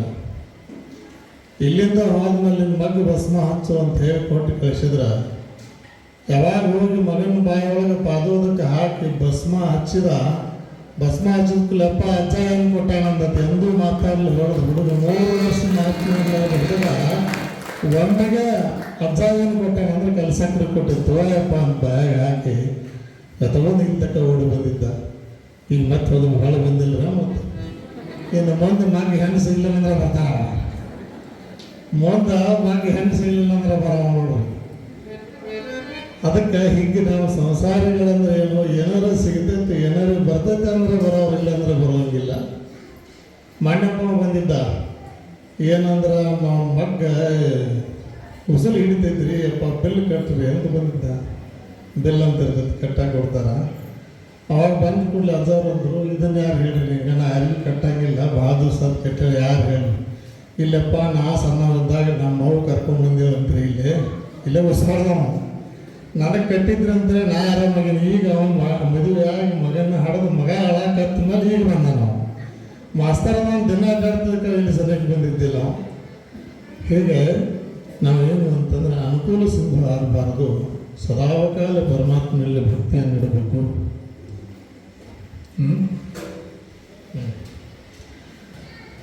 ಅದಕ್ಕೇನು ಅಂತಂದ್ರೆ ಈ ನಮ್ಮ ಸಂಸಾರದೊಳಗೆ ಭಗವಂತನ ಮೇಲೆ ನಿಜವಾಗಿರ್ತಕ್ಕಂತಹ ಭಕ್ತಿ ನಮ್ಗೆ ಇರಬೇಕಾಗ್ತದೆ. ಆ ನಿಜವಾದ ಭಕ್ತಿ ಇದ್ದಂದ್ರೆ ಅದು ಮುಕ್ತಿಗೆ ಕಾರಣ ಆಗ್ತದೆ. ಇಲ್ಲಾಂದ್ರೆ ಇದೇನಾಗ್ತದೆ ಅಂದರೆ ಕೇವಲ ವ್ಯಾಪಾರಿ ಭಕ್ತಿ ಆಗ್ತದೆ. ಅದು ವ್ಯಾಪಾರಿ ಭಕ್ತಿ ನಮಗೆ ಮುಕ್ತಿಯನ್ನು ಕೊಡೋದಿಲ್ಲ. ಏನೋ ಒಂದು ಬೇಕಾದಾಗ ಬರೋದು ಮತ್ತು ಬೇಡದಾಗ ಬಿಡೋದು, ಅದು ಏನಂದ್ರೆ ವ್ಯಾಪಾರಿ ಭಕ್ತಿ ಅಂತ ಕರೆಸಿಕೊಳ್ತದೆ. ಆ ವ್ಯಾಪಾರಿ ಭಕ್ತಿಯಿಂದ ಮನುಷ್ಯನಿಗೆ ಮುಕ್ತಿ ಅನ್ನೋದಿಲ್ಲ, ಆಗಿನ ಮುಕ್ತಿ ಕಷ್ಟ ಆಗ್ತದೆ. ಅದಕ್ಕೇನು ಅಂತಂದ್ರೆ ಈಗ ನಾವು ಏನು ನಿತ್ಯ ಬಂದಿಲ್ಲಿ ಪುರಾಣ ಪ್ರವಚನವನ್ನು ಕೇಳ್ತೇವಲ್ಲ, ಆ ಪ್ರವಚನದಲ್ಲಿ ಏನೇನು ಹೇಳ್ತಾರ ಅದನ್ನು ನಾವು ಜೀವನದಲ್ಲಿ ಅಳವಡಿಸಿಕೊಂಡಿದ್ದಾದರೆ ನಮಗೇನಾಗ್ತದೆ ಅಂದರೆ ಜೀವನದಲ್ಲಿ ಪಾವನ ಆಗ್ತದೆ. ಆ ನಿಟ್ಟಿನೊಳಗೆ ನಾವು ನೀವುಗಳೆಲ್ಲ ಆ ಪೂಜ್ಯರ ಒಂದು ಕೃಪೆಗೆ ಪಾತ್ರರಾಗೋಣ ಅಂತಕ್ಕಂತಹ ಮಾತನ್ನು ಹೇಳ್ತಾ, ಆ ಭಸ್ಮದ ಮಹಿಮೆಯನ್ನು ಬಹಳಷ್ಟು ಮಾರ್ಮಿಕವಾಗಿ ನಮಗೆಲ್ಲ ತಿಳಿಪಡಿಸಿದ್ದಾರೆ. ಆ ಭಸ್ಮಕ್ಕೆ ವಿಶೇಷವಾಗಿರ್ತಕ್ಕಂತಹ ಶಕ್ತಿ ಇದೆ. ಭಸ್ಮ ಅಂತಕ್ಕಂತಹದ್ದು ನಮ್ಮಲ್ಲಿ ಏನಿರ್ತಕ್ಕಂತಹ ಪಾಪಗಳನ್ನು ಕಳಿತಕ್ಕಂತಹದ್ದಾಗ್ತದೆ. ಅದಕ್ಕೆ ಬಸವಣ್ಣವರು ಒಂದು ಕಡೆ ಏನು ಹೇಳ್ತಾರೆ ಅಂದರೆ, ಕಹೆ ಸೂರ್ಯಕಾಯಿಯ ತಂದು ಭಸ್ಮವ ತುಂಬಿದೊಡೆ ಸಿಹಿಯಾಗದೆ 3 ದಿವಸಕ್ಕೆ ಅಂತಾರೆ. ಕಹಿ ಸೂರ್ಯಕಾಯಿ ಅಂದ್ರೆ ಗೊತ್ತೈತೇನ್ರಿ? ಸೂರ್ಯಕಾಯಿ ಕೈ ಇದ್ದದ್ರೊಳಗೆ ನಿಜವಾದ ಭಸ್ಮ ತುಂಬಿ 3 ದಿನ ಇಟ್ಟರೆ 3ನೇ ದಿನಕ್ಕೆ ಸಿಹಿ ಆಗ್ತದಂತ್ರಿ. ಅದು ಹಲವು ಕಾಲಕ್ಕೊಂತ ಸೋನೆಗಾರಣ ಖಡ್ಗವಾದರೇನು ಪರುಷ ಸೋಂಕಲ ಹೊನ್ನಾಗದೆ. ಲಲಾಟದಲ್ಲಿ ಶ್ರೀ ವಿಭೂತಿಯ ಧರಿಸಿದೊಡೆ ಪಾಪ ಪಲ್ಲಟವಾಗದೆ ಕೂಡಲ ಸಂಗಮ ದೇವ ಅಂತ ಹೇಳ್ತಾರೆ. ಹಣಿ ಮೇಲೆ ವಿಭೂತಿ ಧರಿಸಿದ್ರೆ ಪಾಪ ಪಲ್ಲಟ ಆಗುವುದಲ್ಲೇನೋ. ಹಲವು ಕಾಲಕ್ಕೊಂದು ಸೋನೆಗಾರನ ಕತ್ತಿಯಾದೊಡೇನೋ. ಭಾಳಷ್ಟು ವರ್ಷ ಕೈಯೊಳಗೆ ಖಡ್ಗವನ್ನು ಹಿಡಿದು ಸೋನೆಗಾರ ಅಂದ್ರೆ ಸೈನಿಕ ಅಂತಕ್ಕಂಥವ ಖಡ್ಗದಿಂದ ಕಡ್ದು ಖಡ್ಗ ಭಾಳಷ್ಟು ಪಾಪ ಮಾಡಿದ್ದದು. ಎಷ್ಟು ಜನರ ಕೊಂದದ್ದು ಗೊತ್ತಿಲ್ಲ. ಆದ್ರೆ ಪರುಷಮಣಿ ಅಂತಕ್ಕಂತಹದ್ದು ಇರ್ತದೆ. ಪರುಷಮಣಿ ಯಾವಾಗ ಹತ್ತಿತು ಅಂದರೆ ಕೆಬ್ಬೆನವನ್ನು ಬಂಗಾರ ಮಾಡೋದು ಆ ಪರುಷಮಣಿಯ ಕೆಲಸ. ಹಾಗೆ ಭಾಳಷ್ಟು ಪಾಪ ಮಾಡಿದ ಖಡ್ಗ ತಂದ್ರೂ ಅದಕ್ಕೆ ಆ ಪರುಷಮಣಿ ಹತ್ತಿತ್ತಂದ್ರೆ ಅದು ಬಂಗಾರ ಆಗೇ ಆಗ್ತದೆ. ಅನಂತರ ಆ ಕಹಿ ಸೂರ್ಯಕಾಯಿ ಒಳಗೆ ಭಸ್ಮ ತುಂಬಿಟ್ರೆ ಅದು 3 ದಿವಸಕ್ಕೆ ಸಿಹಿ ಆಗ್ತದೆ. ಹಂಗೆ ಶ್ರೀಲಲಾಟದಲ್ಲಿ, ಲಲಾಟ ಅಂದ್ರೆ ಹಣೆಯ ಮೇಲೆ ಭಸ್ಮವನ್ನು ಧರಿಸಿದರೆ ಪಾಪ ಯಾಕೆ ಪಲ್ಲಟ ಆಗೋದಿಲ್ಲ, ಹಾಗೇ ಆಗ್ತದೆ ಅಂತ ಹೇಳಿ ಭಸ್ಮದ ಮಹಿಮೆಯನ್ನು ನಮಗೆಲ್ಲ ತಿಳಿಯಪಡಿಸ್ತಾರೆ.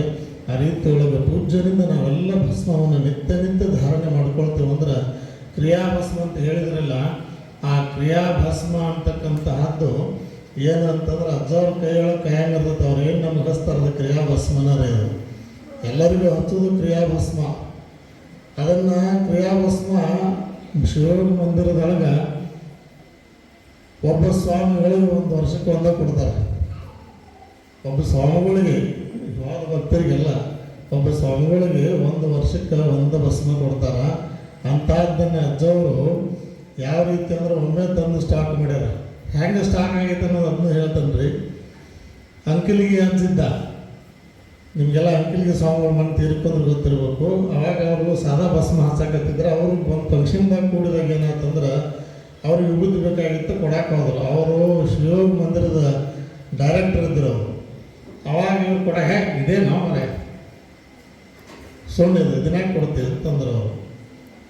ನೀವು ತಂದು ಕೊಟ್ರೆ ನಾ ಏನು ದಿನ ಹಚ್ತೀನಿ ಎಲ್ಲರಿಗೂ ಅಂತೀನಿ. ನಾ ಕೊಡಕ್ಕೆ ಗಟ್ಟಿ ನೀವು ಹಚ್ಚಕ್ಕೆ ಗಟ್ಟಿ ಆಗಂದರು. ಅವತ್ತು ಅವ್ರ ಕಡೆ ಮಾತು ತೊಗೊಂಡ್ರೆ ಅವ್ರು ಡೈರೆಕ್ಟರ್ ಇದ್ರು, ನಾವು ಹಚ್ಚಿ ಹೆಂಗೆ ತರ್ತಿದ್ದು ಗೊತ್ತಿಲ್ಲ. ಬುಟ್ಟಿ ಗಂಟ್ಲೆ ತಂದು ಅಜ್ಜಾರಿಗೆ ಕೊಡ್ತಿದ್ದ, ಇವ್ರು ತಂದು ನಮಗೆಲ್ಲರಿಗೂ ಹಚ್ತಿದ್ರು. ಕಾರಣ ಏನು ಅಂತಂದ್ರೆ ಅಂಕಲಿಗೆ ಅಡವಿ ಸಿದ್ದೇಶ್ವರ ಅಂತಕ್ಕಂಥವ್ರು ಭಸ್ಮ ರೂಪ ಆಗ್ಯಾರ. ಅದಕ್ಕೆಲ್ಲವೂ ಅವಿನಾಭಾವ ಸಂಬಂಧ ಐತಿ. ಯಾವಾಗ ಅಡವಿ ಸಿದ್ದೇಶ್ವರನ್ನ ಅಲ್ಲಿ ಸಮಾಧಿ ಒಳಗಿಟ್ಟು ಮರುದಿವಸ ನೋಡಿದರೆ ಅಲ್ಲಿ ಅವ್ರ ದೇಹ ಇದ್ದಿದ್ದಿಲ್ಲ, ಒಳಗೆ ಭಸ್ಮದ ಗಟ್ಟಿ ಒಂದಾಗಿತ್ತು. ಆ ಅಂಕಲಿಗೆಯಿಂದ ಭಸ್ಮದ ಗಟ್ಟಿ ಮಮದಾಪುರಕ್ಕೆ ಬಂದು ನಮ್ಮೆಲ್ಲರ ಹಣಿಗೆ ಹತ್ತೈತಿ ಅಂತಂದ್ರೆ ನಾವೆಲ್ಲ ಎಂಥ ಭಾಗ್ಯಶಾಲಿಗಳು. ಅದಕ್ಕೊಂದು ಅವಿನಾಭಾವ ಸಂಬಂಧ ಐತಿ. ಆ ರೀತಿಯೊಳಗೆ ನಾವೆಲ್ಲರಿಗೂ ಅಜ್ಜವ್ರ ಕ್ರಿಯಾಭಸ್ಮವನ್ನು ಧಾರಣೆ ಮಾಡ್ತಾರೆ. ನಾವೆಲ್ಲ ಭಾಗ್ಯಶಾಲಿಗಳು. ಆ ರೀತಿಯೊಳಗೆ ಅಂಥ ಪೂಜ್ಯರ ಕೃಪಾಶೀರ್ವಾದ ಸದಾಕಾಲ ನಮ್ಮೆಲ್ಲರ ಮೇಲೆ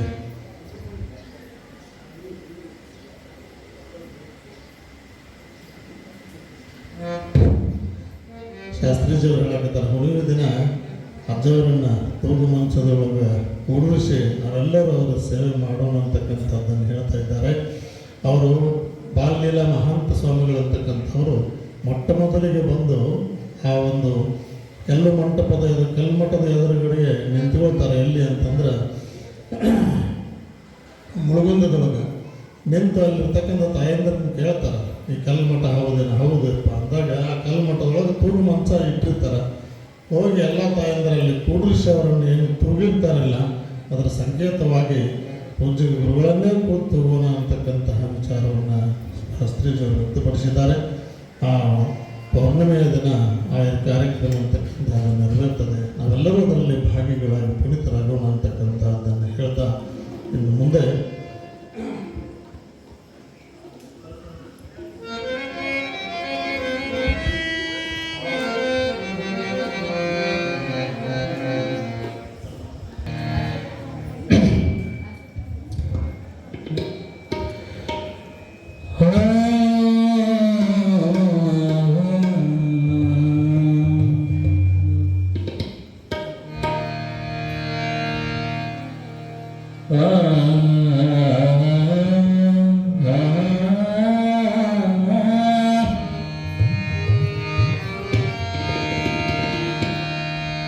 ನಾಡಿನಳು ಹೆಸರಾಂತ ಮಮದಾಪುರ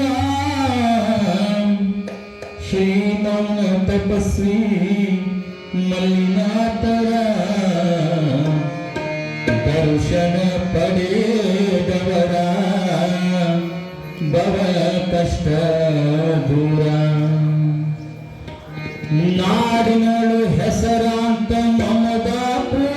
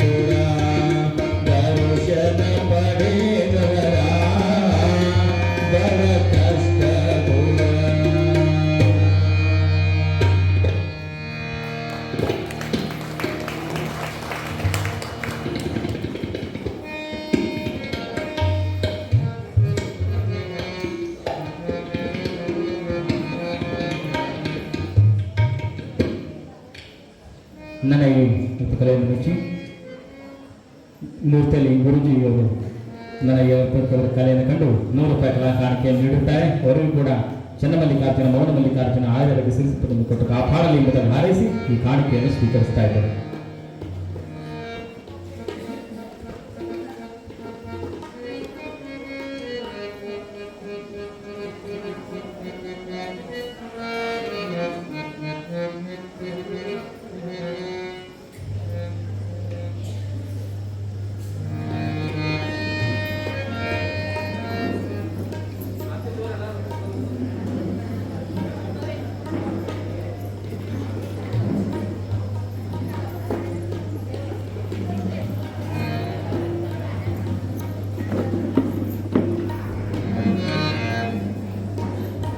ಶಂಕರಾಜ ಭಟ್ಟದವರು ನಮಗೆ ಅಲ್ಪ ಕಲೆಯನ್ನು ಮೆಚ್ಚಿ ಕಲಾ ಕಾಣಿಕೆಯನ್ನು 100 ರೂಪಾಯಿ ಕೊಟ್ಟಿರುತ್ತಾರೆ. ಅವರು ಕೂಡ ಚನ್ನಮಲ್ಲಿಕಾರ್ಜುನ ಮೌನ ಮಲ್ಲಿಕಾರ್ಜುನ ಆಯುರ್ವೇದ ಸಿರಿಸಿಪನ್ನು